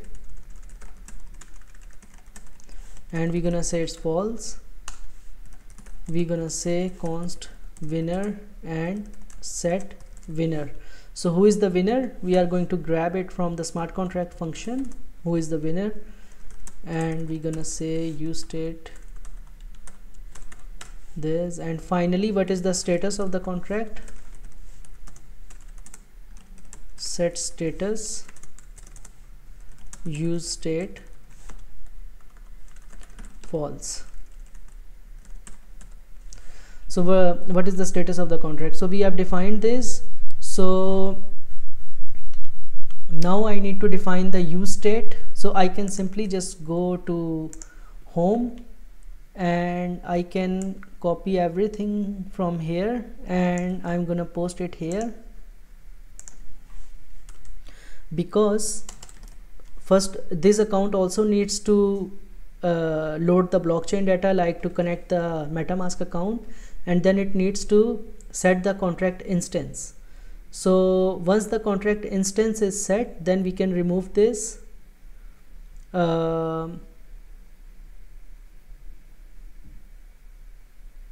yeah, okay, we can set the state of the contract. Okay, we can keep the status as this, and then we can keep the winner as this. Okay, and once we have set the winner, we can actually set the owner too.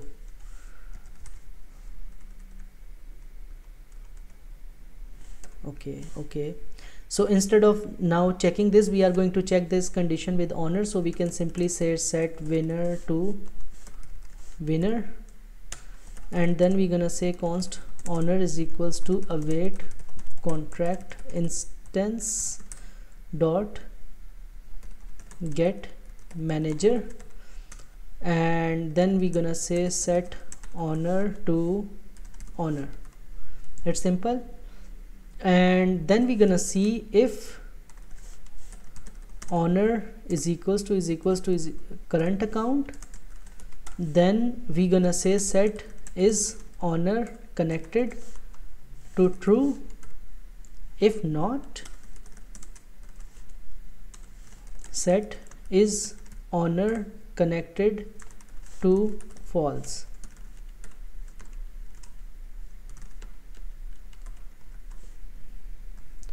So now what we are doing is we are getting the status, we are getting the winner, we are getting the owner, and we are seeing if the current account which is connected, if it's the owner, then we are setting the is owner true. We need this variable to pick the winner, right?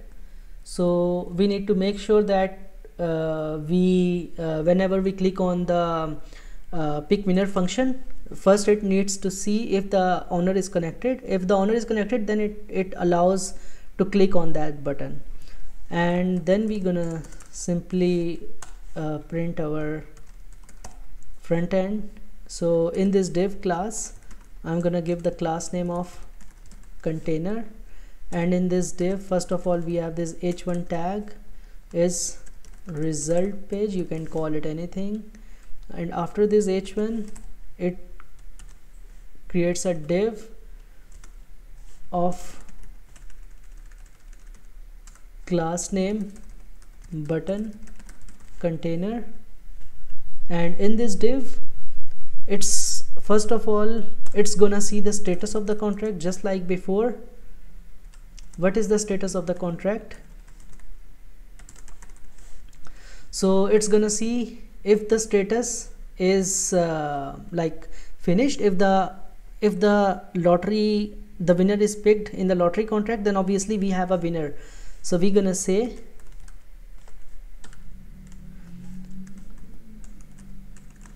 lottery winner is, and then we gonna say winner. Once the lottery winner is, no, it's okay, so this is the lottery winner.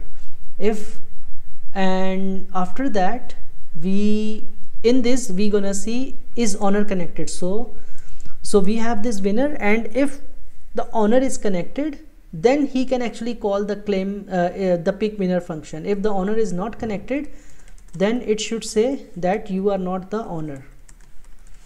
So if the owner is connected, then it's we are going to create a button. But right now, if the owner is not connected,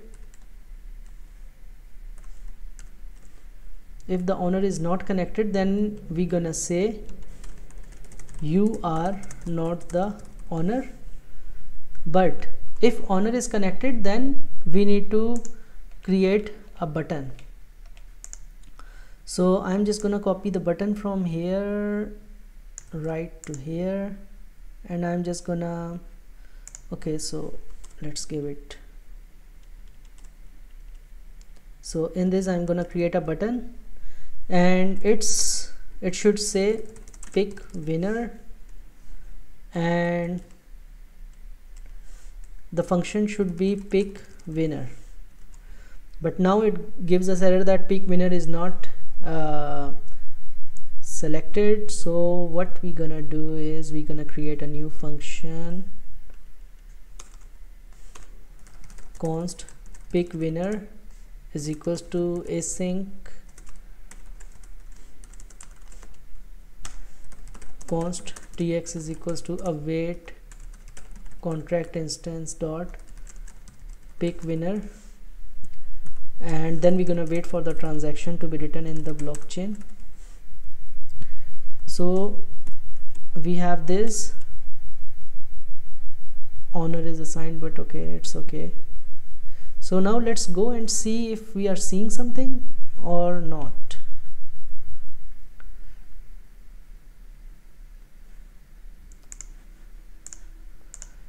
Now this is the lottery page, and this is the pick winner. So let's try to change this account. Now this is the owner, this is actually the contract from where we deployed this lottery contract. Sorry, this is the current account. If we change this account, then it is saying you are not the owner, right? And if we go back here, we see that we can actually pick the winner. So now our like React application is ready. We can actually try to go and enter in the lottery. Let's go from account 2. Let's try to enter in the lottery. It's sending 0.001 Ethereum to the contract. Let's confirm it.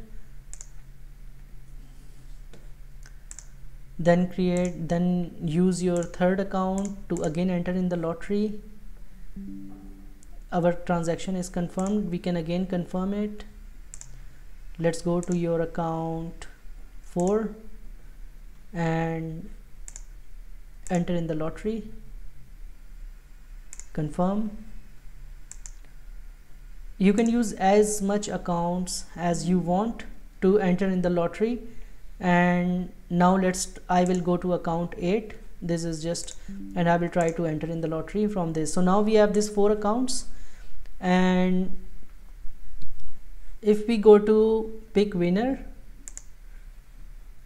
I'm not the owner, and actually there is one transaction in the queue, so we will wait for it to be written in the blockchain, and in the meantime I'm going to connect it to the account one which has deployed the contract.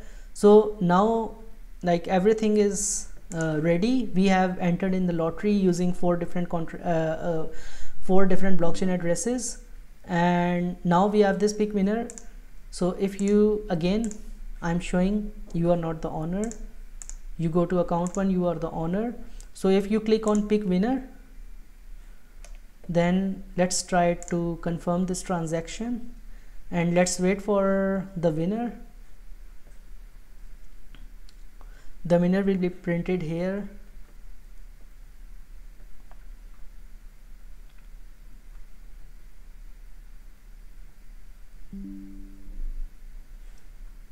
Okay, so the transaction is confirmed, and let's try to refresh the page. So the lottery winner is 0x19A. Actually this $, it comes from here. I made a mistake.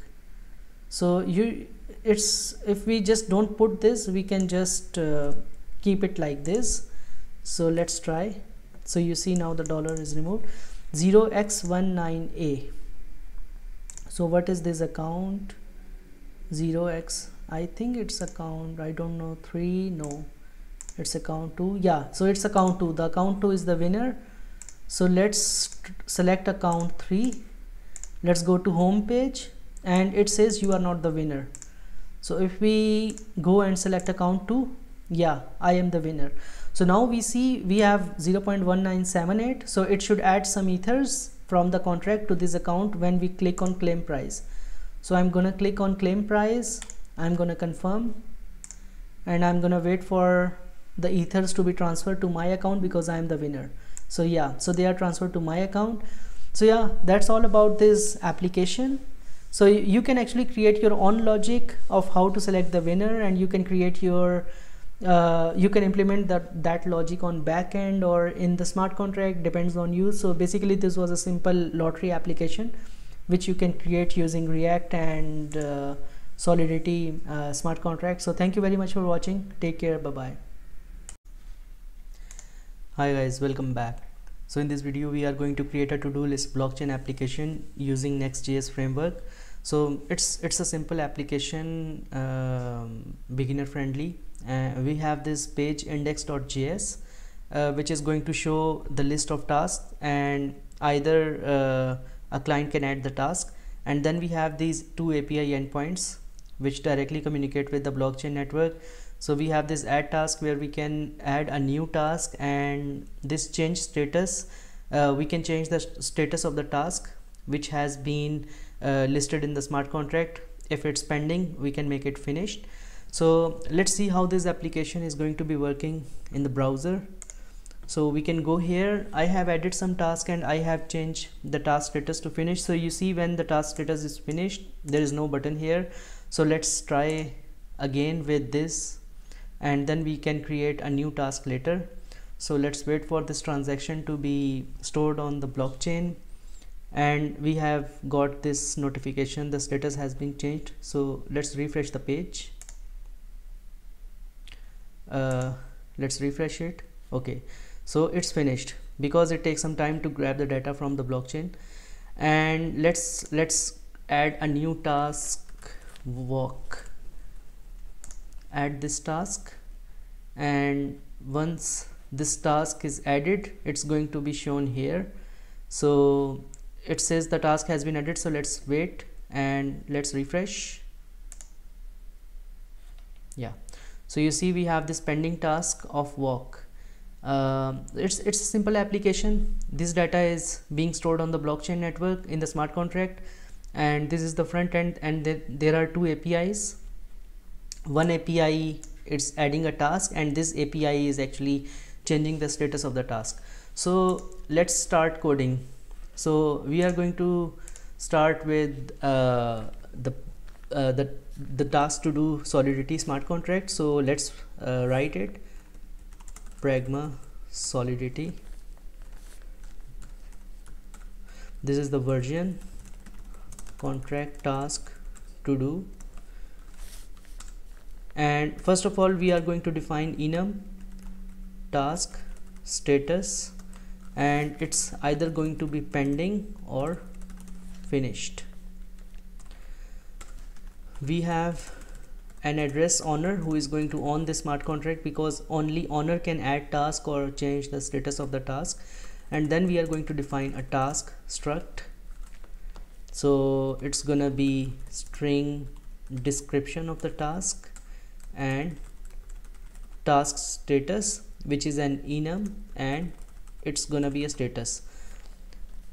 And then we're gonna create the array of struct, and we're gonna name it tasks, and in the constructor we're gonna say owner is message.sender, who is going to send the transaction. He will be the owner. And then we are going to create a modifier only owner. It means that only owner can run a specific function. So we are going to write this modifier in our function parameter, so that the function can only be run by that owner. So we're gonna say require message dot sender is equals to owner, otherwise it throws an error, not owner. And the syntax is this underscore. So we have written our modifier. So let's say function add task, and it's gonna take an input string memory description. The function is gonna be public only owner. And what we can do is we can simply we can first create a task where we are going to say underscore description and task status dot pending. And then we gonna since we have created this struct, and now we are going to push this struct in this tasks. So tasks dot push. So now it's this struct has been created and it is pushed in the array. And then we're gonna create a function mark as finished, and it's going to take the ID. And what is the ID? The index of this array. So you unsigned int 256 ID. The function is gonna be public and only owner. So it's gonna require ID less than tasks dot length, otherwise it's gonna throw an error, no task has been added. So this ID should be less than task dot length. So it means that, let's say I have added 3 tasks and I am giving the ID 4, so it should throw this error. And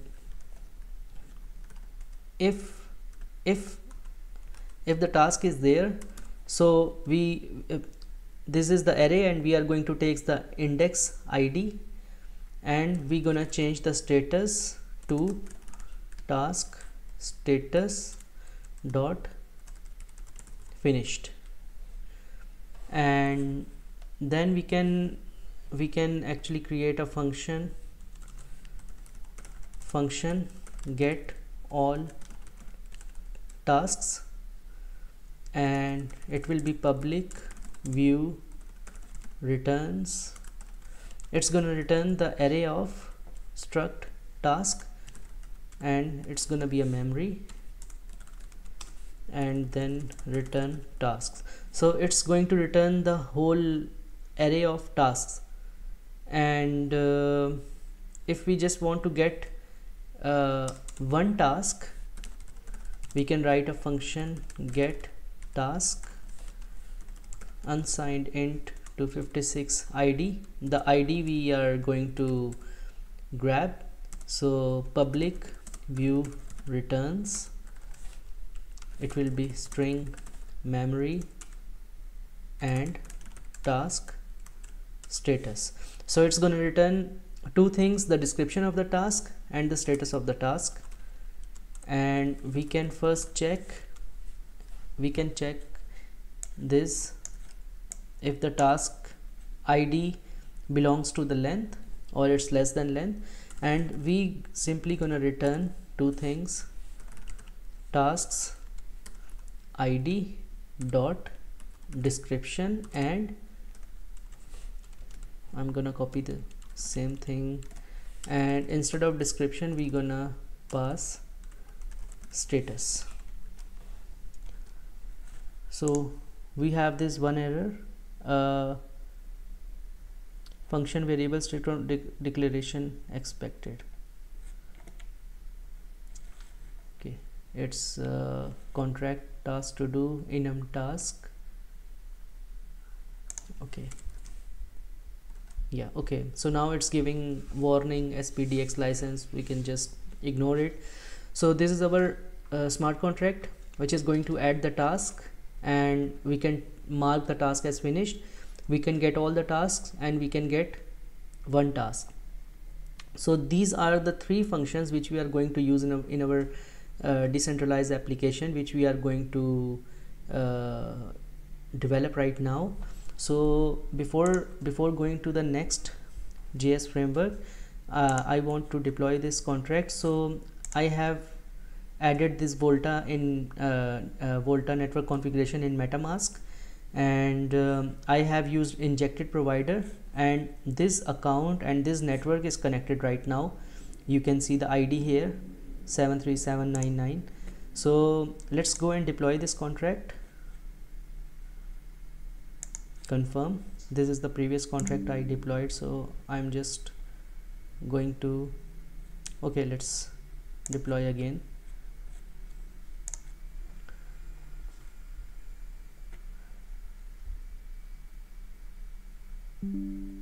Okay, so we have this contract here. So this is the contract address and this is the contract ABI. So we can simply go to our, I'm gonna close everything. So I have this directory, so I'm just going to create a NextJS project. So it's npx create next app, and we can name it to do app. So it's gonna ask a few things.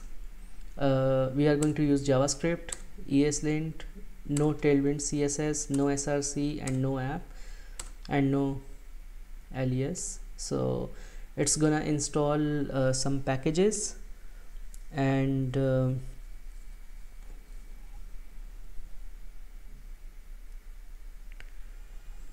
let's wait for the packages to be installed. Okay, so the packages are installed, so we can simply go to cd to do app, and there is one more package I want to install, ethers 5.7.1. this is the specific version you want to use. Okay, so it's ready, so we can open it in Visual Studio Code. So I'm just gonna grab it on the screen.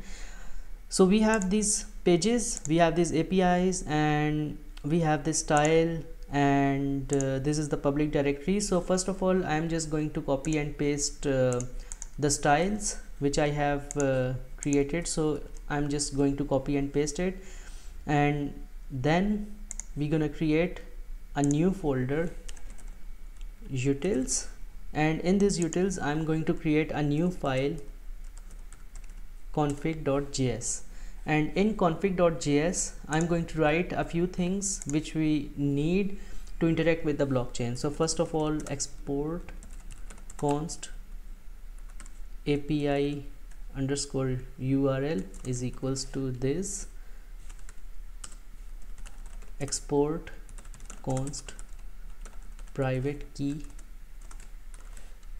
which we are going to grab from MetaMask, export const contract address, and export const contract ABI. So this API URL I'm going to copy and paste it here. This contract address, we can simply go here and we can copy the contract address and we can paste it here.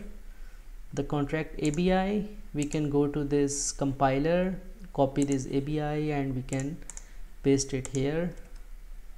So the ABI is pasted here. And finally the private key, I will simply go to MetaMask, account details, export private key. I will put my password here and I'm going to copy the private key from here to here. So now my config file is ready, because I'm going to use this information to connect with the blockchain network through MetaMask. So once I have done this, so I can simply go to index.js. I can remove everything. So I'm just going to write everything from scratch.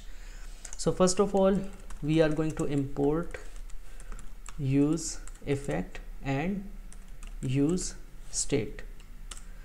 So we are going to import it from React, and then we are going to import styles from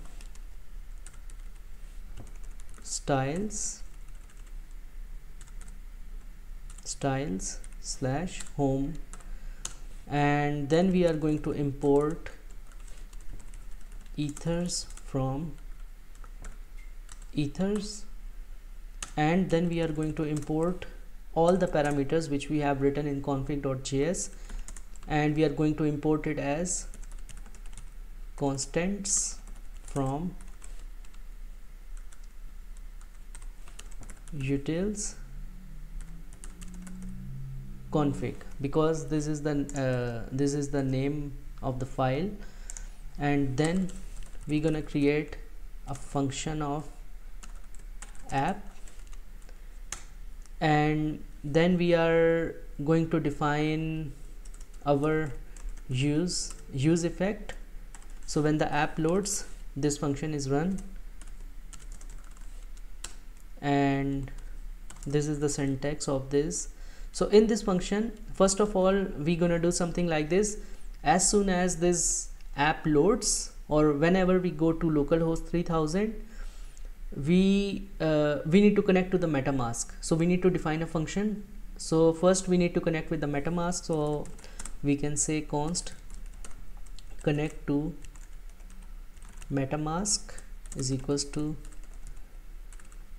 async. So first of all, we're gonna try, and then we're gonna catch error and console.error. So instead of console.error, we can say, yeah, okay, it's fine. So in the try, we are first going to see window.ethereum. So this window.ethereum, it actually sees that, checks that the MetaMask is installed in the browser or not. So if it's installed, we are going to take the network configurations, and we're gonna say new ethers.providers.web3 provider, and the web3 provider is window.ethereum, the network we are connected to, it's Volta. And then we are going to define a signer provider.get signer, and then we are going to see console.log await the method signer.get address. So if this and else, we can say console.log MetaMask not found. So let's go to terminal, npm run dev, and let's go to the browser. Let's refresh it.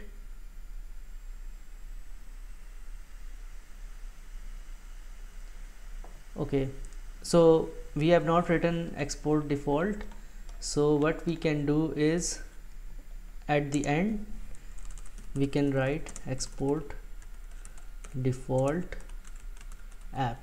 So this is the basic syntax. So okay, so we are not seeing anything because we are not printing anything, right? So we can see if, and we are not running this function connect MetaMask, so we are not actually seeing the address. So once we have done this, we can simply say connect MetaMask, and let's refresh. So it's giving us the address. So now when we reload the page, we can see that we are actually connected to the MetaMask. So now we need to create a simple return statement where we are going to, so we can say return. Now we need to return something, some HTML. So first of all, we're gonna create div, and in this div we can create a new div, and we give it a name, class name of style dot container, yeah, and we can say welcome to the decentralized to do application. So once we have done this, we need to create another div, and in this div we are going to give the same class name of container, and in this div we are going to create a form. So we are going to create a form, and we gonna give the class name of form, and in this form we are going to say that when we submit this form, we should run handle submit. This must be a function. Okay, so this function must be called handle submit, and in this form we have two inputs. The like we have actually one input and one submit button. So input, so this input, it's the type text, name task, placeholder can be add task here, and on change. So if we change something in this text box, let's say we wrote I want, and then we change it to I want to buy. So if we change something in the text box, we need to make sure that it is changed in the input of our application too. So we gonna say handle change. So it's again a function, and finally we are going to give this a value of task. Okay, so we need to define the task here, const task, and set task is equals to use state. So right now we don't have any task, so okay, so we are getting this error here, value task.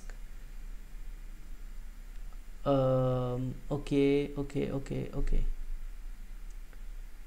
so let's do it something like this.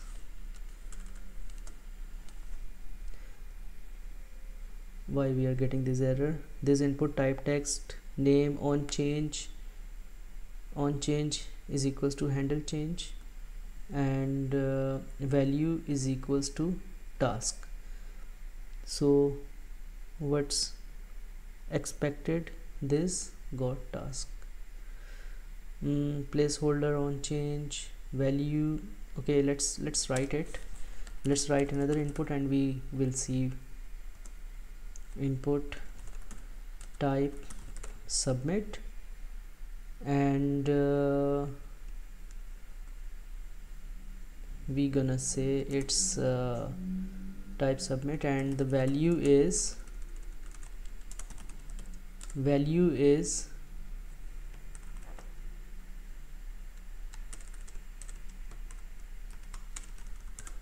add task, and we're gonna just close it here. Oh, my silly mistake. So it's ready, we can go and see. So it's saying that handle submit is not defined, so let's go here in the app. Okay, here, so we can define the function handle submit. So we can say const handle submit. It's gonna be an async function event. We're gonna pass an event, and we're gonna say event dot prevent default async event. Yeah, okay, and event is deprecated. Okay, no problem. And okay, so we have this event dot prevent prevent default event dot prevent default. Okay, and this is handle submit, right? And this is also handle submit. Okay, so event is deprecated, the declaration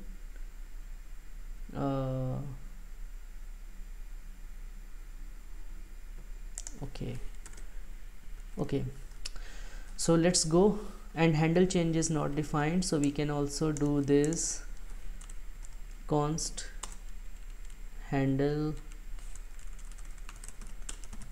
change is equals to async, and then we are not actually submitting anything here. So in this handle dot change, we can simply say set task. We are going to set the task, and it's gonna be event dot target dot value.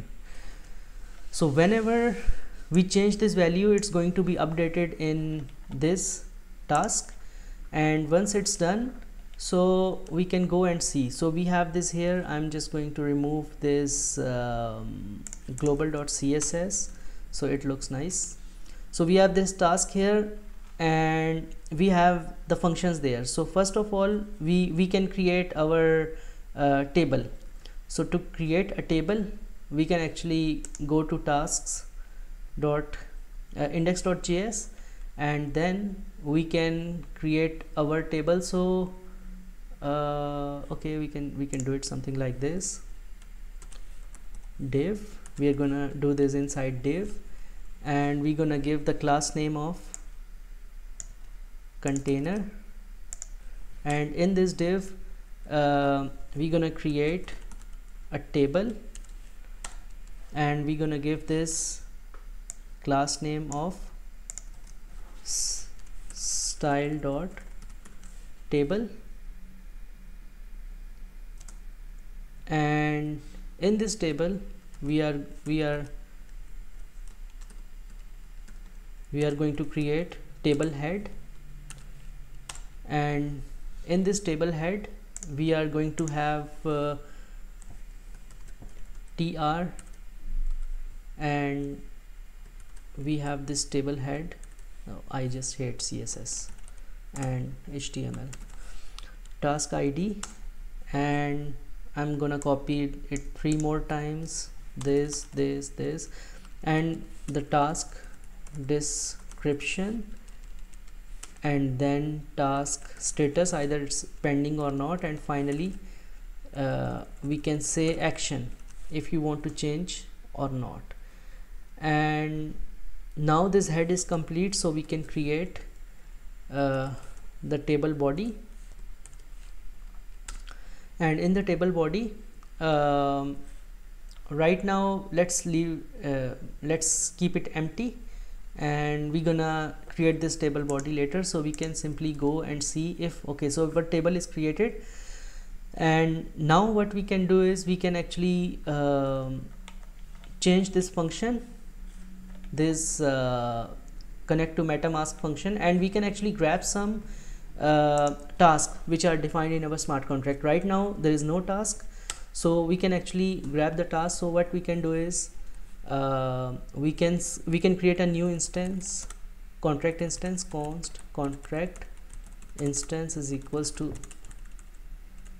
new ethers dot contract, and we're gonna pass constants dot contract address, constants dot contract ABI, and signer. So once the contract instance is ready, we can simply say tasks is equals to await contract instance. So we are calling the contract function, and the function is get all tasks, and then we can say set tasks to tasks, and we're gonna define this here.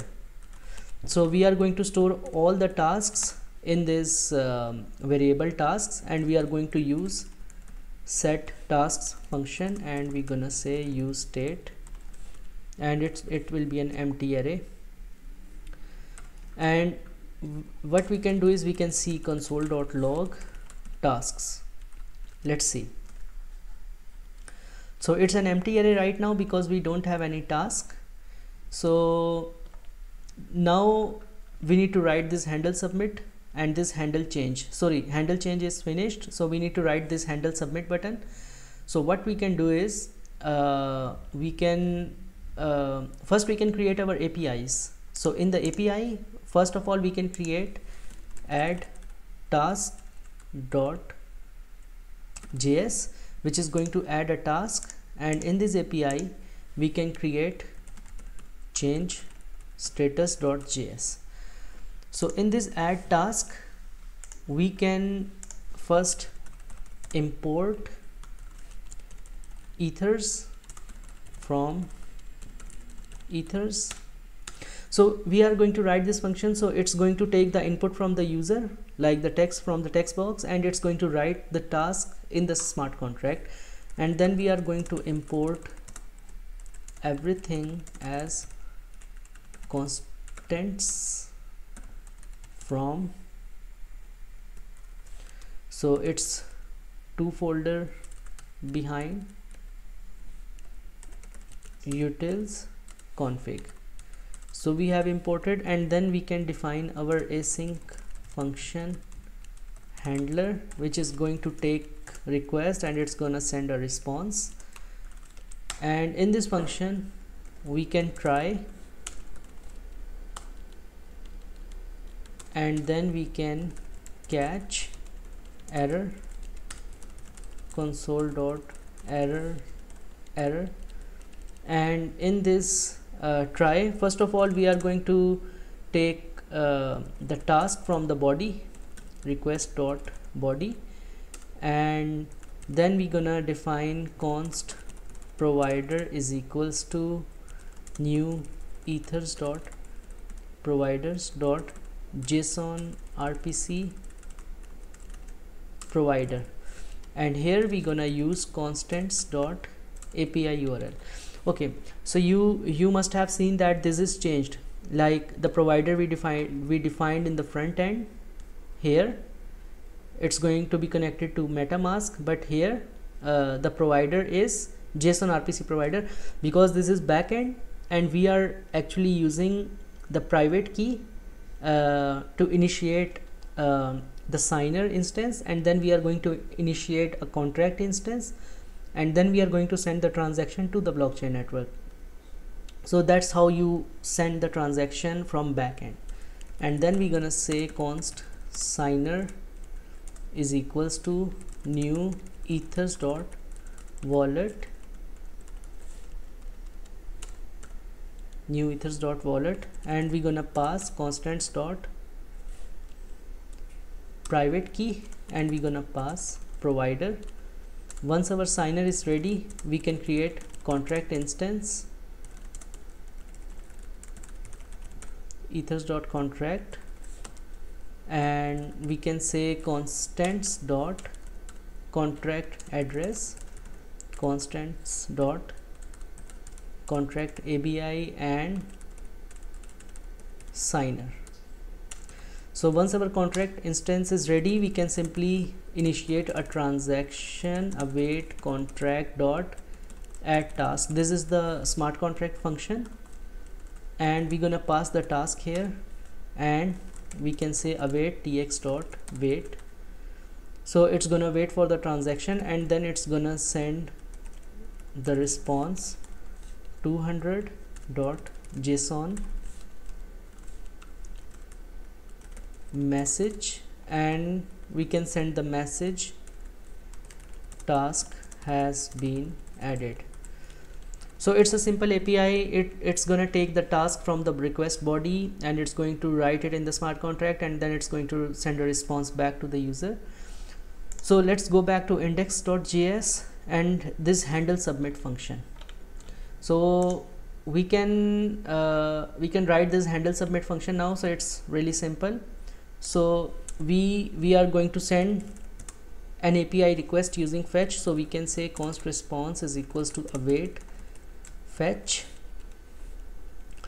What is the path? API slash add task, and then we're gonna define method is post, we are posting, and headers, it's we're gonna say content type is application JSON,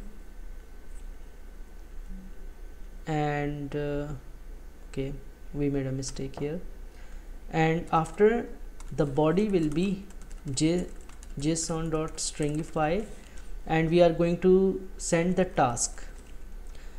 So basically we are defining a task here, and we are updating the task in this handle change, and once the task has been updated, we are going to send this task to the backend. So this task should be written in the blockchain network, and once it's done, we can say if not response.ok, we can say const error is equals to await response.error, response.json, and we can say console.log error. We can see what's the error is. If the response is okay, then we can simply say const resp is equals to await response.json, and we can say const status is equals to response.message and console.log status. So why we are using response.message? So if you go to there, we are sending a message. So we are taking this message parameter, task has been added here, and then we are going to show this in the in our console, in the browser console. So we have written this function, and we have added the tasks. So now I just want to do something here in the index.js. So let's write the body. So let's get the tasks. So before that, I'm not sure if I can add the task here. So let's go here. Okay, let's add a task. I want to buy eggs. Let's add it. Okay, application is not defined. Okay, it's not, I think it's okay, it's a string application.json. okay, it's compiled again. Let's do this. Unexpected character. Okay, json.parse. okay, add task json.unexpected character at line 1, column 1 of JSON data. Okay, let's see what mistake we made. body json.stringify, okay, task, and let's go to, oh, I think we need to say export default handler. Let's see if we can run this function again.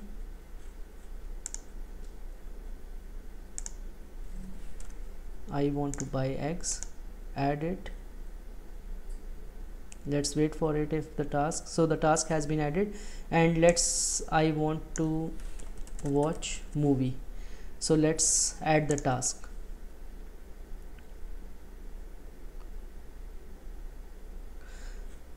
So this task has will be added soon, so we're gonna see it here.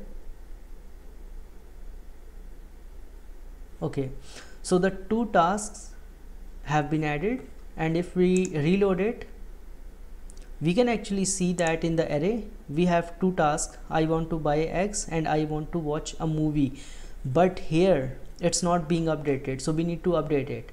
And how we can update it? We can simply go to our code and we can write this body, this table.body. So we gonna process the tasks which we have gotten here. These tasks we need to process it, and we need to get the information and paste it in the body. So we can simply go to yeah, okay, so in this body we can simply start by these brackets, and we can say tasks.map. so this map function actually goes through all the so if you see, we have this array, and these arrays are like we have this 0 and then we have this 1, so we need to loop through this 0 and get the description, the status, and yeah, so we need to get the description and the status, and again for the 1 we need to get the description and the status. So this map function is going to go through all these indexes, and it's going to write this data in the table. So we have this tr, okay, and the key will be, so we need to provide a key, so the key will be index, like the 1 2 3, and okay, in this tr we are going to create a td. So first of all, this td is, so if we go to our table here, the first column is task id, second is description, third is status, and fourth is action. And also if you see the status, it's 0 means pending, and if the status is 1 it means finished. So we also need to write this functionality too. So let's go here in this. So the first will be index. I'm gonna copy and paste it 4 times. The second will be task dot description, like the description of the task, and third will be task dot status, and we're gonna see if it's equals to 0. If it's true, we gonna say the task is pending, otherwise the task is finished.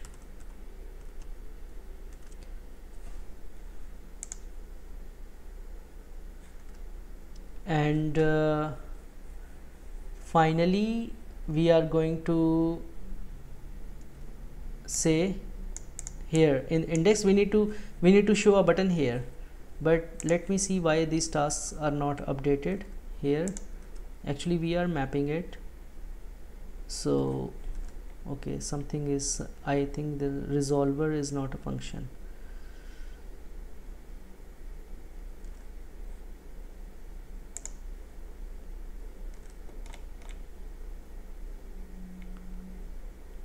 Error, resolver is not a function. Where exactly? Console.log tasks. So we have these tasks, and we need to tasks.map, okay, task index, the key is index task or description. Okay, I think it should update it.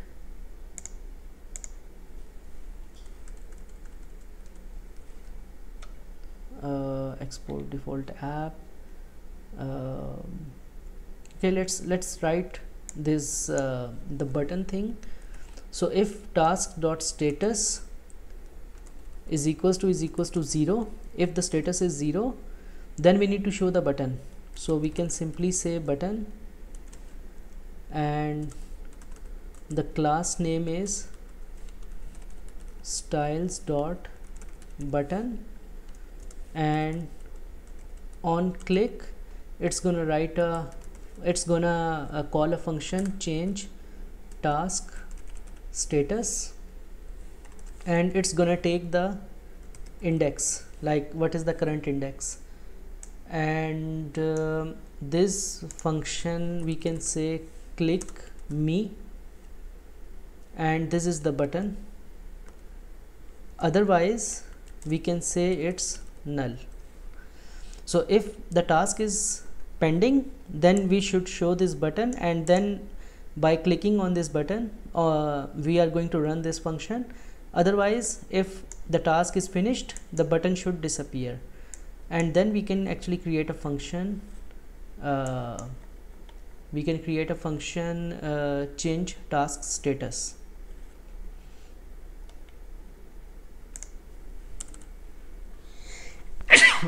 Sorry, const change task status is equals to async.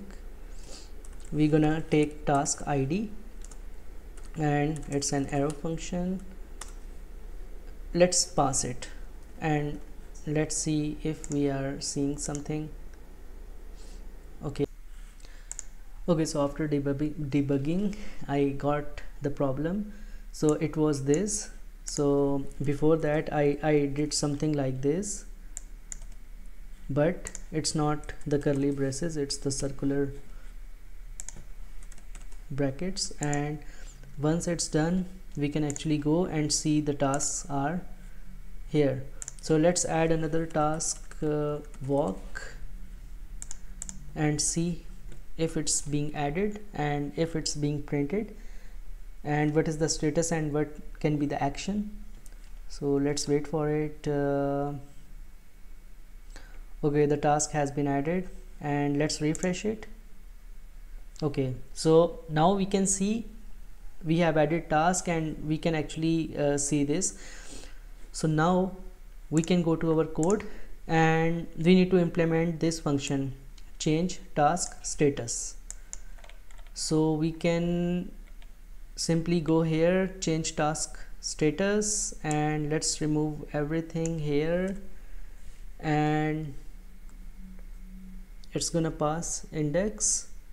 So in this change task status we again need to send the request to the backend API, and in this task status we have this task, let's keep it task ID, and we can say const response is equals to await fetch, and what will be the endpoint, it's API slash change status.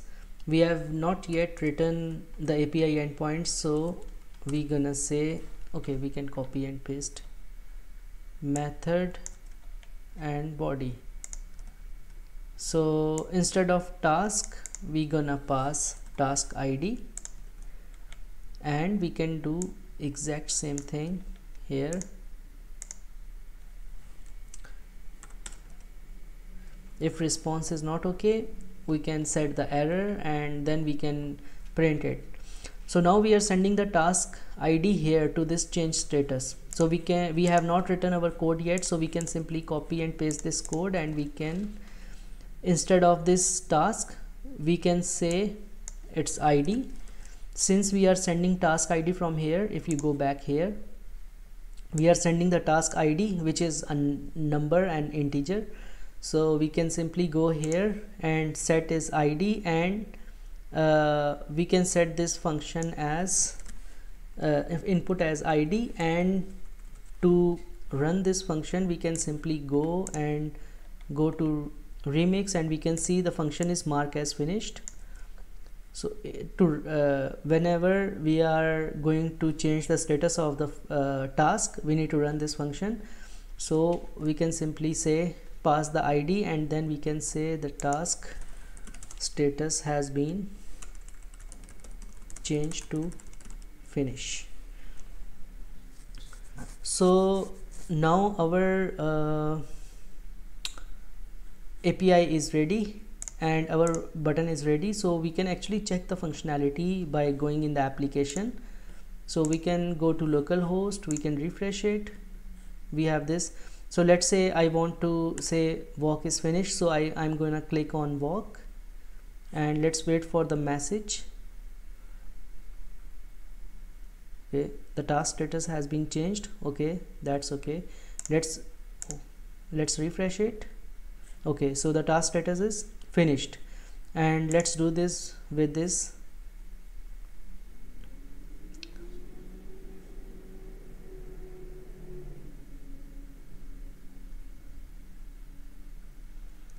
So again the task status is finished, so we can refresh it.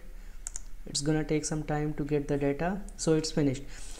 So basically in this application we created a front end where we can add the task and we can actually list the tasks, and then we have these two API backend which is going to add the task and to change the task, and it's a simple page which actually shows a form where we can input the task, and a table which maps through all the tasks stored in the smart contract, and it shows it in the form of table in the front end. So yeah, that was all about this to-do application in NextJS framework. Basically we can implement this functionality inside this index.js too, but just for the sake of learning I created these requests which goes to the API backend points and changes and store the data in the smart contract. So you can implement the same functionality here in the front end, that's not a problem. You can create this application in React 2 instead of Next, but just to show that if you want to add more functionalities, how you can create the backend API endpoints and how you can communicate with those endpoints. So yeah, that was all about it. So thank you so much for watching. Take care. Bye bye. Hi guys, welcome back. So in this video we are going to see how we can create a decentralized application where we are going to store our files on the IPFS, and then we are using smart contract written on the blockchain technology to secure the IPFS hash to enable secure data storage. So here in the architecture we have a client, then we make an API request to the NextJS server. We have written our server code, our API endpoints in NextJS, and we are going to make a post request to this endpoint upload data, and this endpoint is going to store the file which we have given from the client side to the IPFS storage, and then we will get an IPFS hash. Then we are going to store this IPFS hash in the smart contract, and then the API response will be sent to the client that the file has been successfully uploaded. Let's see how this application looks like. Let's say the unique file name or identifier is 12345. Let's get a cat image, submit query. So basically what is being done here is we have uploaded a file. Now it will go to the NextJS server. The NextJS server is going to write this file in the IPFS, and then it will take the corresponding hash and upload it to the smart contract. And now here we have this hash here, so we can just go copy, and we can actually see if the file has been uploaded or not. So we can go retrieve, we can go to this link, we can copy, and we can actually go to this image. So we can see the cat is uploaded. So that's how this project is going to work. So let's start with the remix ID. We are going to write our smart contract here, and then we are going to upload it on the blockchain of our choice. I'm going to use Energy Web Chains Volta testnet. So let's start. Pragma Solidity 0.8.0. this is the version of the Solidity we are going to use. Then we are going to define contract IPFS storage, and then we are going to define a struct file. It's going to be a string file name and string IPFS hash. So basically this is the file name or identifier, and this is the IPFS hash of that file. Then we are going to create a mapping of string to this struct file private files. So we are going to create a mapping of string, and it will correspond to the file name and IPFS hash. Then we are going to create a function upload string memory file name and string memory IPFS hash. So this file is going to write the IPFS hash and file name, and then it is going to be stored in the on the blockchain network. So first of all, we got to make sure that the file has not been stored already.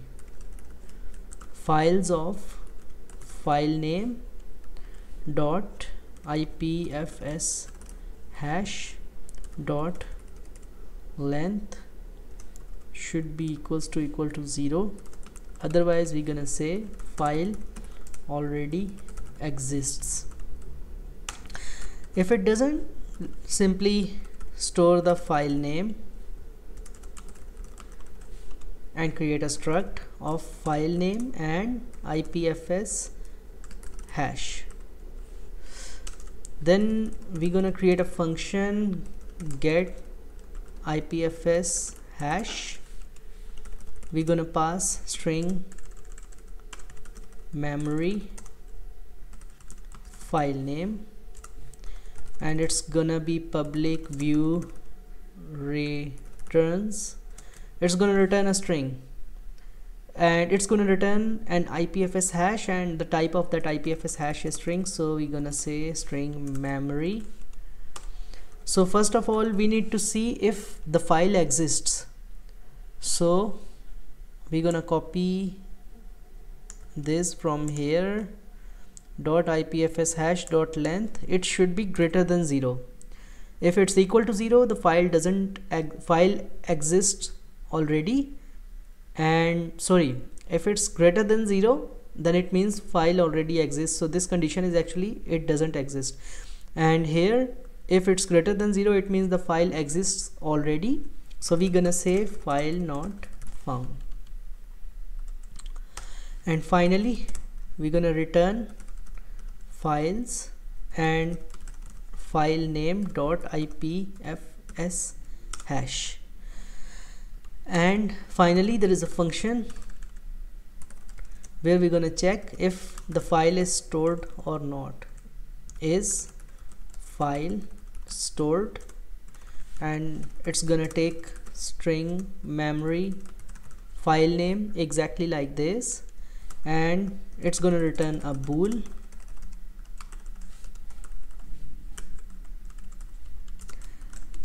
and it's gonna return bytes, and actually it's the same. So basically it's gonna return this if the file exists or not. If it doesn't exist, then we're gonna return if it's greater than 0, it means the file exists. Yeah, true. And if it doesn't exist, if it's equal to 0, then it's gonna return false. So our smart contract is ready. We can see there is no error to upload the smart contract. We can use injected provider, and in the MetaMask I have connected this Volta testnet, and you can find the configuration energy web Volta, and we can say MetaMask configuration, and we can go here and we can see how we can add this Volta testnet in the remix configuration. So you can just simply go here. I will paste this link in the video description, so you can go to this link and you can add it to your MetaMask. And I have this network connected already, so what I'm gonna do is I'm just gonna upload the smart contract. So I'm just gonna click on deploy and confirm transaction. After 5 or 6 seconds, which is the confirmation time, it's gonna be stored on this Volta testnet. So our contract is stored. We can simply take this transaction hash, we can go to Volta Explorer, we can go here, we can search for this transaction hash, and you can see that 21 seconds ago we uploaded this contract. So simply we can go to this contract. This is the contract address which we're gonna need in order to communicate, upload or get the IPFS hash. And finally there is this where we are, this is the ABI. So we also gonna need the ABI of the smart contract to communicate with this application. So it's done. So let's create next app. I'm gonna use npx create next app and storage app. So it's gonna ask something. No, I'm not gonna use TypeScript, I'm gonna use JavaScript. ESLint yes, Tailwind no, src directory no, app no, and okay. So it's gonna install some components. In the meantime, I'm gonna copy some components which needs to be installed too. So I'm just gonna copy some and let's wait for it. So it's done. So let's cd storage app and let's open it in Visual Studio Code. So we have this file here, we have node modules, we have pages, we have package.json. I'm gonna copy and paste some dependencies. So let's remove next, let's remove React DOM, let's remove ESLint. So we have these remaining dependencies, so let's also install them.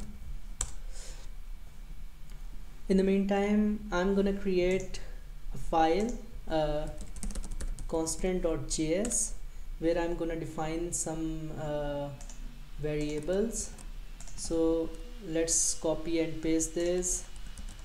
It's not exposed, it's export.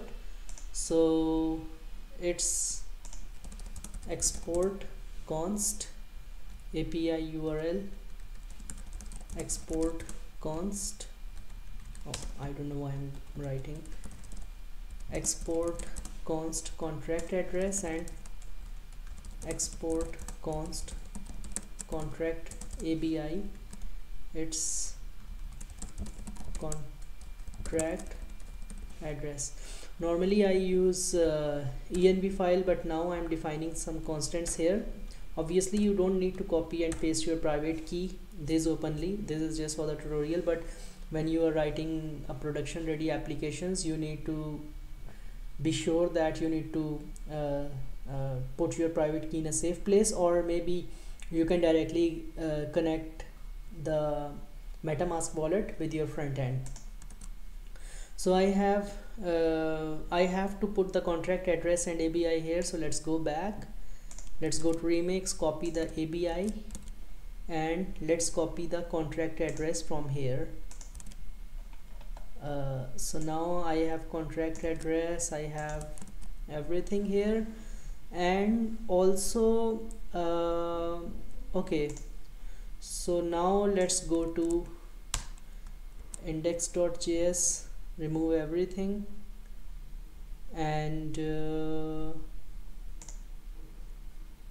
okay, so let's go to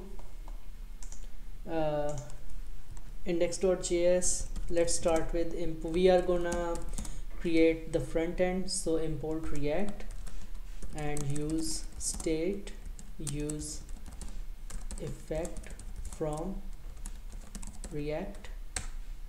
Then we're gonna import styles from /page.module.css, and we're gonna create a file here. Here in pages we're gonna create a file of page.module.css, and I'm just gonna copy and paste the CSS styling in order to make the website looks cuter. Once we have done this, let's create an app, and it's gonna be a function. I'm gonna define some states.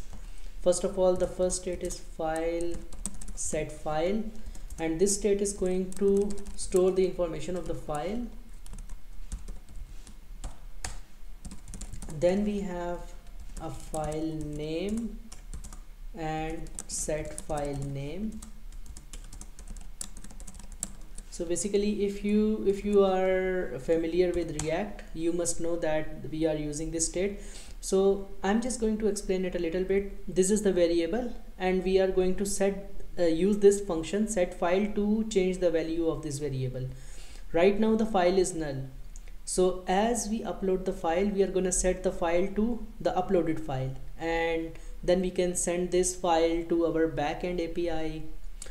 And finally we have result, set result, and we're gonna say use state. Okay, then we're gonna use effect, but since we are not passing anything, so we're gonna just keep it empty. And then we have, okay, let's forget it. So first let's write return. So basically we are going to write our first element on our front page. So it's gonna be a div, okay, and the class name is styles.container, and in this div we have a header, and the class name of header is styles.header, and it's not string. We're gonna pass it like this: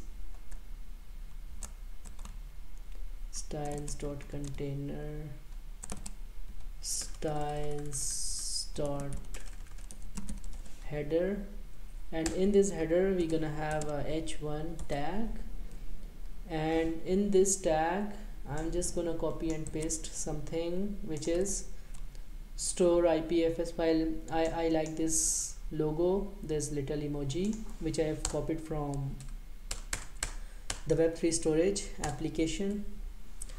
Then we're gonna write a form. So first of all, we're gonna mention what's gonna happen if we submit, handle submit. So when we will click on the submit button, we're gonna call this function handle submit. Then we're gonna have a label. This label has a class name of style.label, and it's gonna say enter unique file name, or it can be any ID. And after this label we have input. We're gonna mention an input which is a text bar type of text. It has name of file name, and it's gonna have a value of file name. So we are going to take this value file name and we are going to update it using set file name. I will show you how. And on change, it's gonna call a function handle change. So basically, let's say you have typed file name as 1234, but you change your mind and you write 123456. So the browser or the front end, it should know that you have changed the text inside the box. So when you change it, this handle change function is gonna be called, and it's going to change the state of that input text box, and this handle change is going to do that. We are going to see how it's going to do that, but just let's create the front end style dot input, and after that we can create a break, and then we're gonna copy the same input, but this time this input's gonna be file.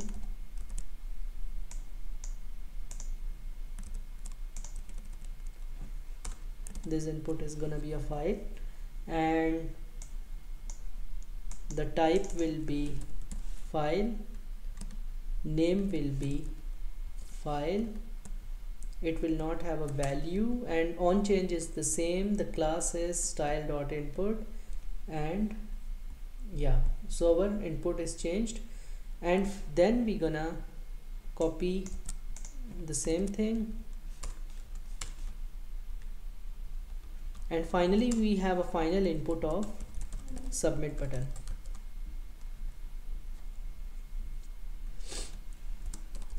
The type is gonna be submit, and class name is gonna be style dot button, and okay, so this is the input, and finally we have after the form we're gonna put our result. So the results gonna be result, so we must have a result, and then we gonna create a p which has a class name of style dot results result, and in this we're gonna write result.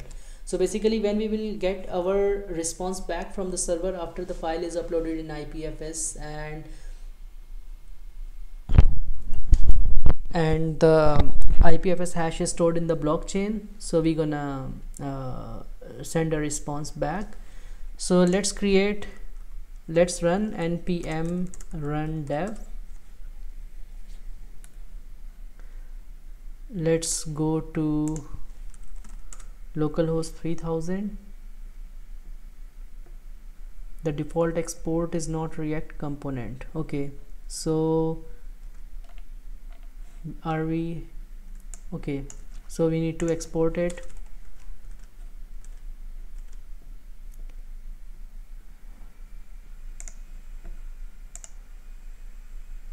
Handle submit is not defined. Okay, let's define the functions before we do anything. So we need to define these functions, so let's write these functions. So first of all we have const handle change, and in this handle change it's a simple function.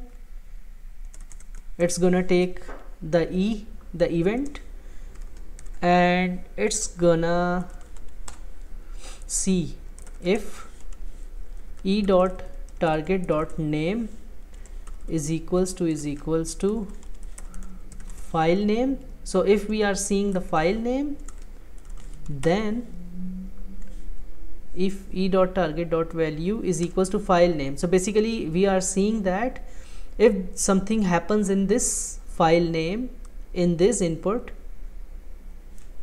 then we set the file name e dot target dot value, and similarly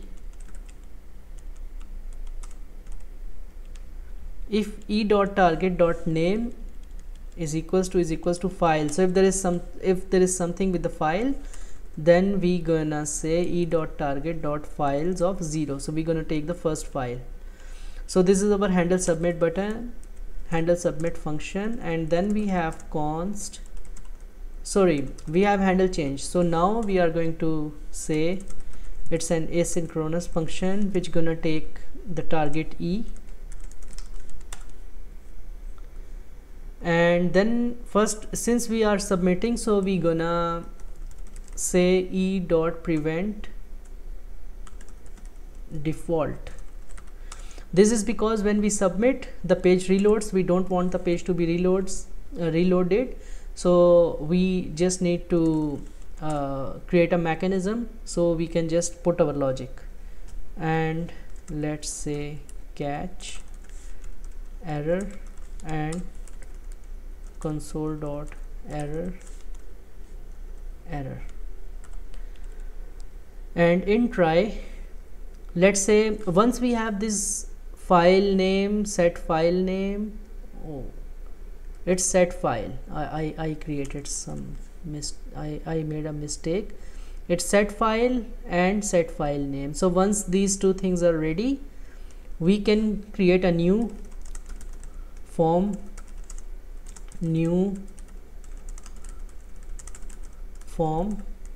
So basically we are sending a file name and a file to the backend, so we need to send it in the form of form data, and we're gonna append form data dot append file name as file name and form data dot append file as file. And then we're gonna create a post request, await fetch /API /upload data. We are going to define this API right after we finish our front end. So we are gonna send a post request, and the body gonna be made up of form data.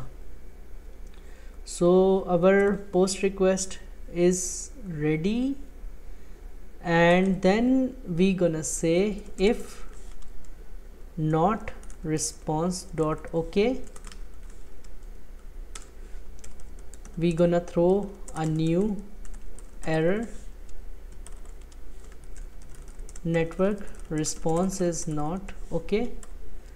And if everything goes fine, we can say const data is equals to await response dot. We're gonna convert the response into JSON, and then we gonna set the result, come on,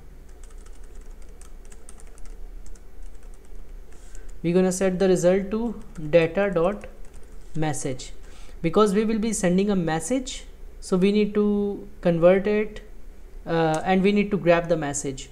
Like it's something like this. So when we gonna send something, it will be message, and then the response is okay. So we need to grab this message, so that's why we are doing data dot message, and we're gonna create this response in our backend. So okay, so we have created our functions, and right now we can see this is a really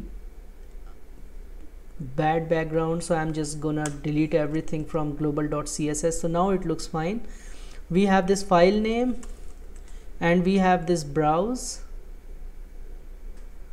and then we have submit query. So when we will click on submit query, it's gonna send a fetch request by using the file and file name data. So now our front end is ready. So let's go to our API and then backend. So here let's go to API. We have hello.js. It's okay, we can test it. Let's go here and localhost /API/hello. We are getting name John Doe. So we need to now create an API. So if you actually go to this code, you can see the John Doe is written. So we can create a new file, upload data.js. Basically when we are creating a files here, they are actually the endpoint. So if we do /API/upload data, so everything that goes here, it will come to this code and it will be processed accordingly. So first of all, we're going to import some modules. Web3 storage, get files from path from web3.storage, const ethers is equals to require ethers. We gonna import everything as constants from the constant file which we have created here, and then we're gonna import formidable from formidable. This is going to help us convert the form data into the form we require. And finally we're gonna import path from path, and then we're gonna say export const config is equals to API body parser to false. But we are doing it here because we want to disable the built-in body parser. So we want to disable the built-in body parser, and we want to create our own body parser, which we are going to define it using using the formidable. So first of all, we're gonna create an async function handler, which is the main function. This function is going to be called whenever we are making a request on this endpoint. This is request response. Let's try. We're gonna catch something, obviously error, and then we're gonna say console.error error, and finally we're gonna export default handler. Everything we are writing, we need to export it. So first of all, we need to write a function await move file to server, and we're gonna pass the request. So basically there are three things happening. First of all, we are moving files from local PC to this server directory. Then we are going to store file in IPFS, and finally we are going to store IPFS hash in blockchain. So this function actually moves the files from the local host, PC to this server. So let's create a folder uploads. The folder uploads. Okay, and everything we get from our PC, we're gonna upload it here. We can store it here. So let's go back to upload, and let's create a function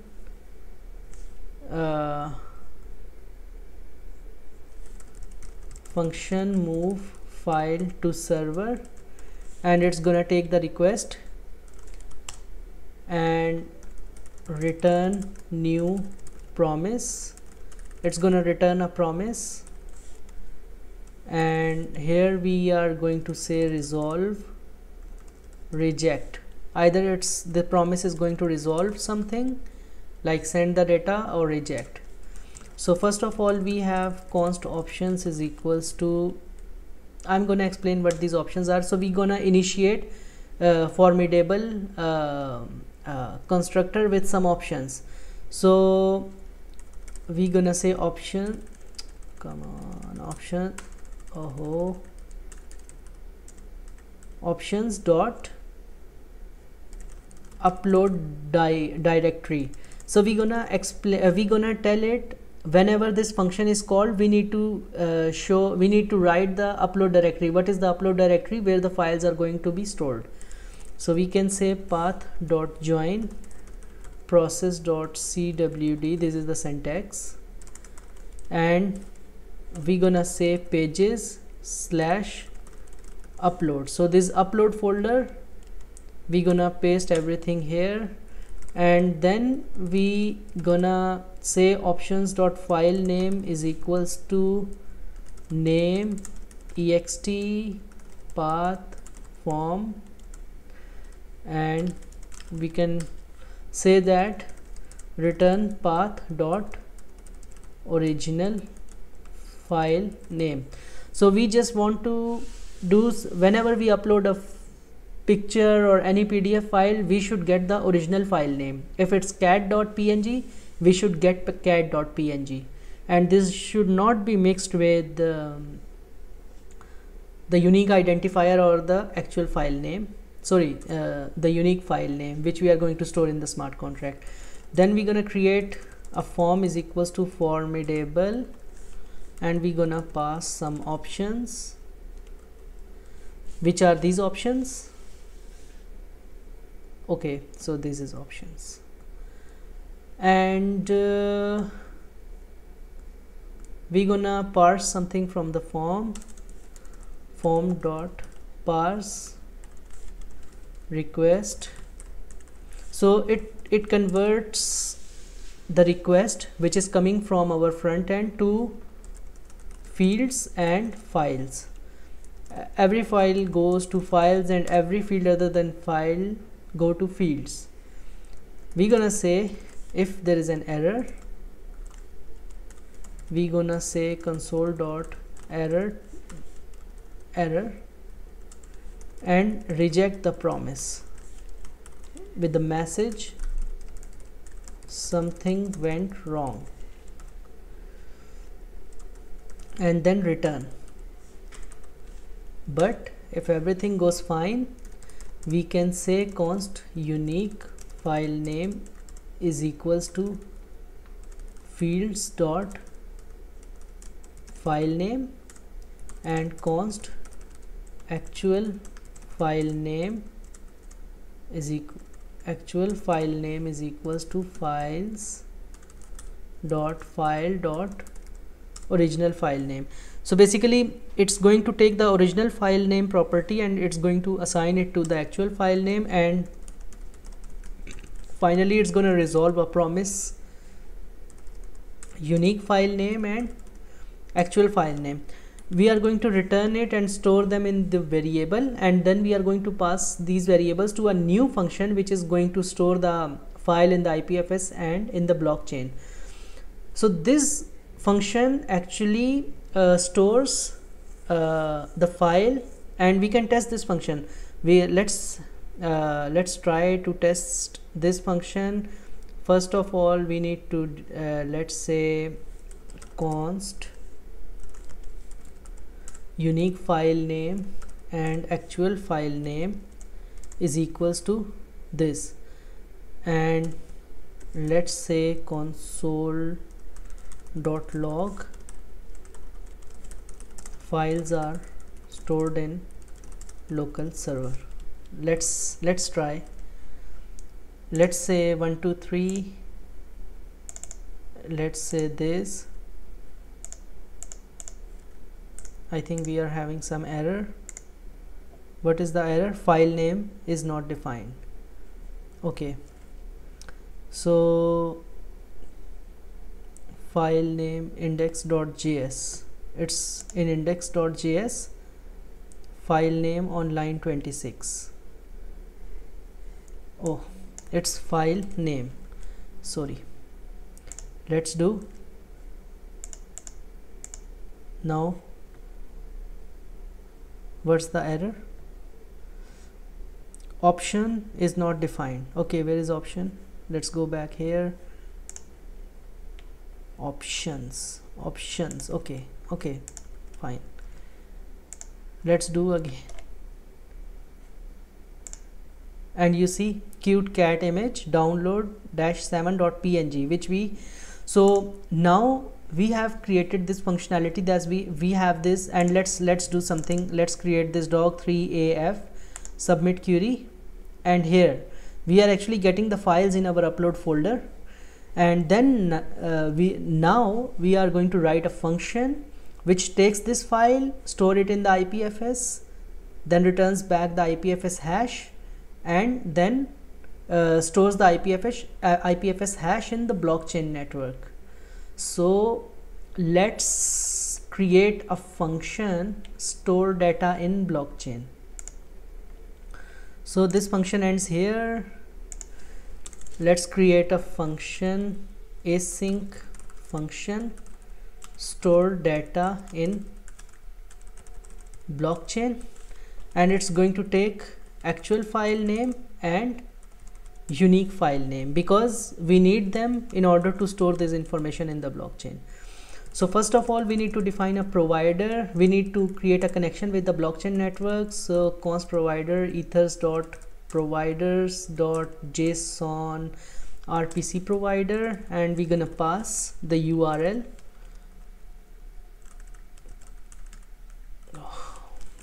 constants dot API URL, which we imported before, and then we're gonna define a signer who is going to sign the transaction, new ethers dot wallet, and we're gonna pass constants dot private key and provider, and then we're gonna create a storage contract instance which is going to be new ethers dot contract, and we're gonna pass constants dot contract address, constants dot contract API, and not single signer. And once this is done, so if you remember, we created a function here, is file stored, so it returns either the file, specific file is stored or not. So basically, before storing a file in IPFS and then the corresponding hash in the blockchain, we first need to check if the file is already stored for this unique identifier. If it is already stored, we need to tell the client that okay, this file is already stored and we cannot replace it. We can add this functionality by using admin or proper access control, but right now the main aim I'm going to teach you here is, once the file is already there, you don't need to upload the file again, and this functionality is implemented in the smart contract. So we just gonna get we're gonna give the file name, and it's gonna tell if the file is already there or not. So we gonna define is stored is equals to await storage contract instance. The function is file stored, unique file name, and let's say console.log is stored. Okay, console.log is stored, and let's run this function.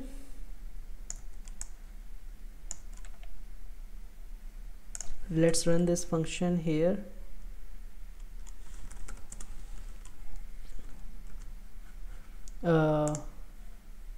Where is our application? Okay, here. False. Right now there is no file which is stored with this ID 123, so it's returning false. So we are going in the right direction. Okay, where is our function? Oh, it disappeared.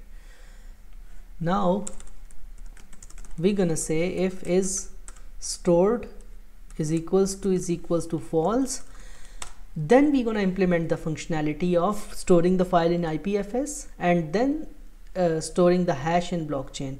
So first of all, we're gonna define token. This token, if you go to web3.storage, like if you go to welcome, I have this account here. You can create an account and you can go to create API tokens. We can name our token IPFS blockchain, hit enter. It's gonna create a new token for you. Copy this, come back here and paste this. Our token is ready because we need this authorization token in order to upload the file to IPFS. And then we gonna say const storage is equals to new. We're gonna create a new web3 storage instance and we're gonna pass the token. So it's going to create an instance with a token. Then we are going to say upload path. We're gonna define a path where to get the files, path.join. So basically it's the same path actually. We are saying go and get the files from these uploads, and then we're gonna define const files equals to await get files from path. This is the method, and we're gonna say upload path, and we're gonna tell the file name. Now the file name is actual file name. So if you go here, we actually took the file name. It's the original file name of the file we have uploaded, and now we are saying that this is the actual file name, cute cat image download 7. It's going to grab this file and it's gonna put all these files to CID. Right now I'm just uploading one file. You can upload multiple files, so I'm just gonna put everything in files. No, I'm just gonna put everything in IPFS, and this CID is actually the IPFS hash. So let hash is equals to CID dot to string, and let's console.log. Let's console.log hash. Let's try to upload the file on IPFS and let's try to get the hash. So we have this function implemented. Okay, let's do this. Go to localhost, browse, submit query, false. We can upload, and this is the IPFS hash we got. So we can go to manage token API, go to docs, retrieve, and let's go to the link here, copy and paste your IPFS hash, and you can see we have uploaded these two files, and we have actually uploaded the folder. So basically we have done this, and okay, so now once the file is uploaded, we can actually store the hash in the blockchain network. So how we gonna do it? Instead of hash, we gonna say storing IPFS hash in storing the data in IPFS, and then we're gonna create a transaction is equals to await storage contract dot upload. We're gonna call the upload function, and we're gonna give unique file name and hash to this function to store the data in the blockchain, and we're gonna wait for the transaction to be confirmed, and then we're gonna say const stored hash is equals to await storage contract dot get IPFS hash. This is again the function which is going to take the file name and it's going to return the IPFS hash, and then we can return a message IPFS hash is stored in the smart contract, and we're gonna say stored hash. So you see this message and this. So if you actually go to index.js, you remember I did data.message because it's going to grab this message from here. This message IPFS hash is stored in the contract and this IPFS hash. So if the data is not stored in the blockchain, we're gonna do everything here. But if it is stored, what we're gonna do? Console.log data is already stored for this file name, and then we're gonna say IPFS hash is equals to await. No, it will be the same thing. Await storage. We're gonna get the status again. No, sorry, we're gonna get the IPFS. No, not is file stored. Oh, sorry, this. We're gonna get the IPFS hash, and we're gonna return.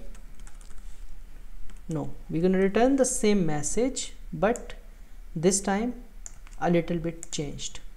IPFS hash is already stored in the smart contract, and here we are going to paste IPFS hash.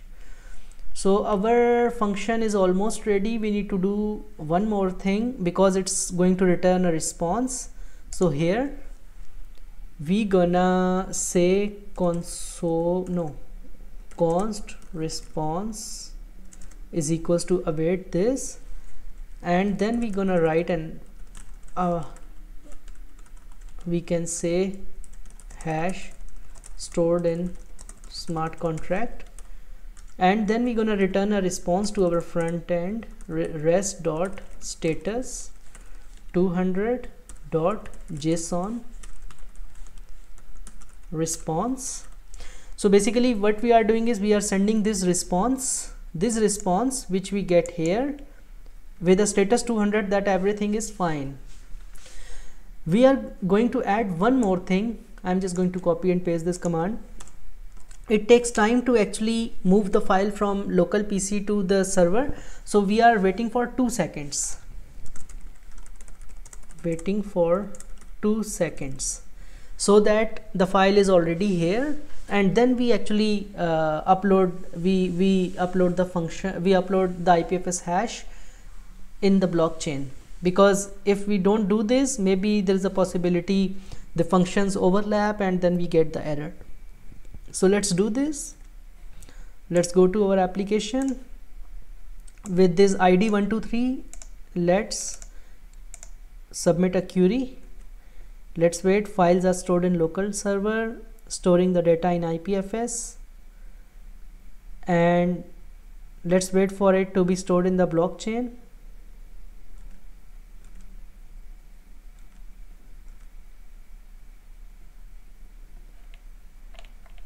Is there a problem? File name is not defined, index 26. See, no. Okay. I think we did not save the file, so there was a problem. So let's run npm run dev again. Now our file is saved. So basically if it's false, then it's do this. If it's true, it does this, and it's going to call this function. Okay, I think it should work. Let's do this again. 123 dog submit query. Files are stored in local server, hash stored in smart contract.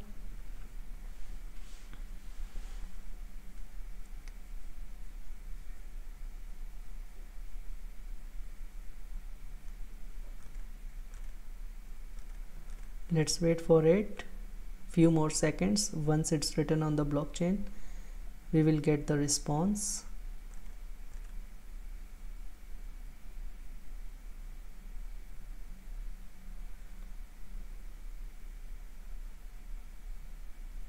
Okay, data is already stored for this file.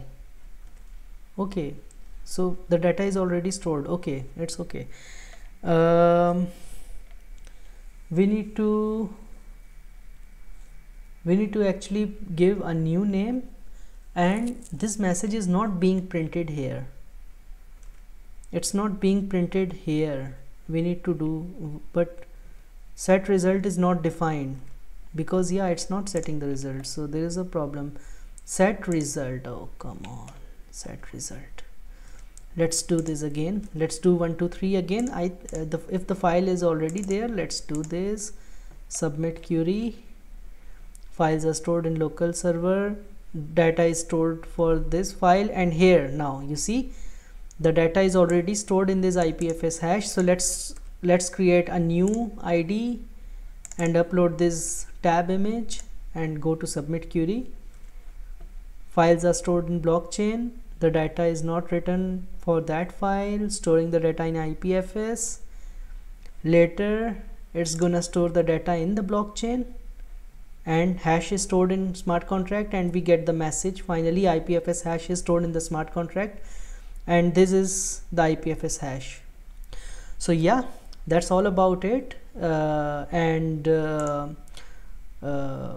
Yeah, so basically if we summarize this video, we created an API endpoint in NextJS which actually takes the file and the file name from the front end, and then it actually stores the data in Web3 IPFS storage, and then it stores the hash in the blockchain using this upload function, and then it returns the hash using get IPFS hash function. And yes, that's it. So first it checks if the data is stored in the blockchain, it returns true, otherwise it returns false. And that's how you actually store your data on the decentralized storage like IPFS or Filecoin, and store the corresponding hash on the blockchain network. So thank you very much for watching. Take care. Bye bye.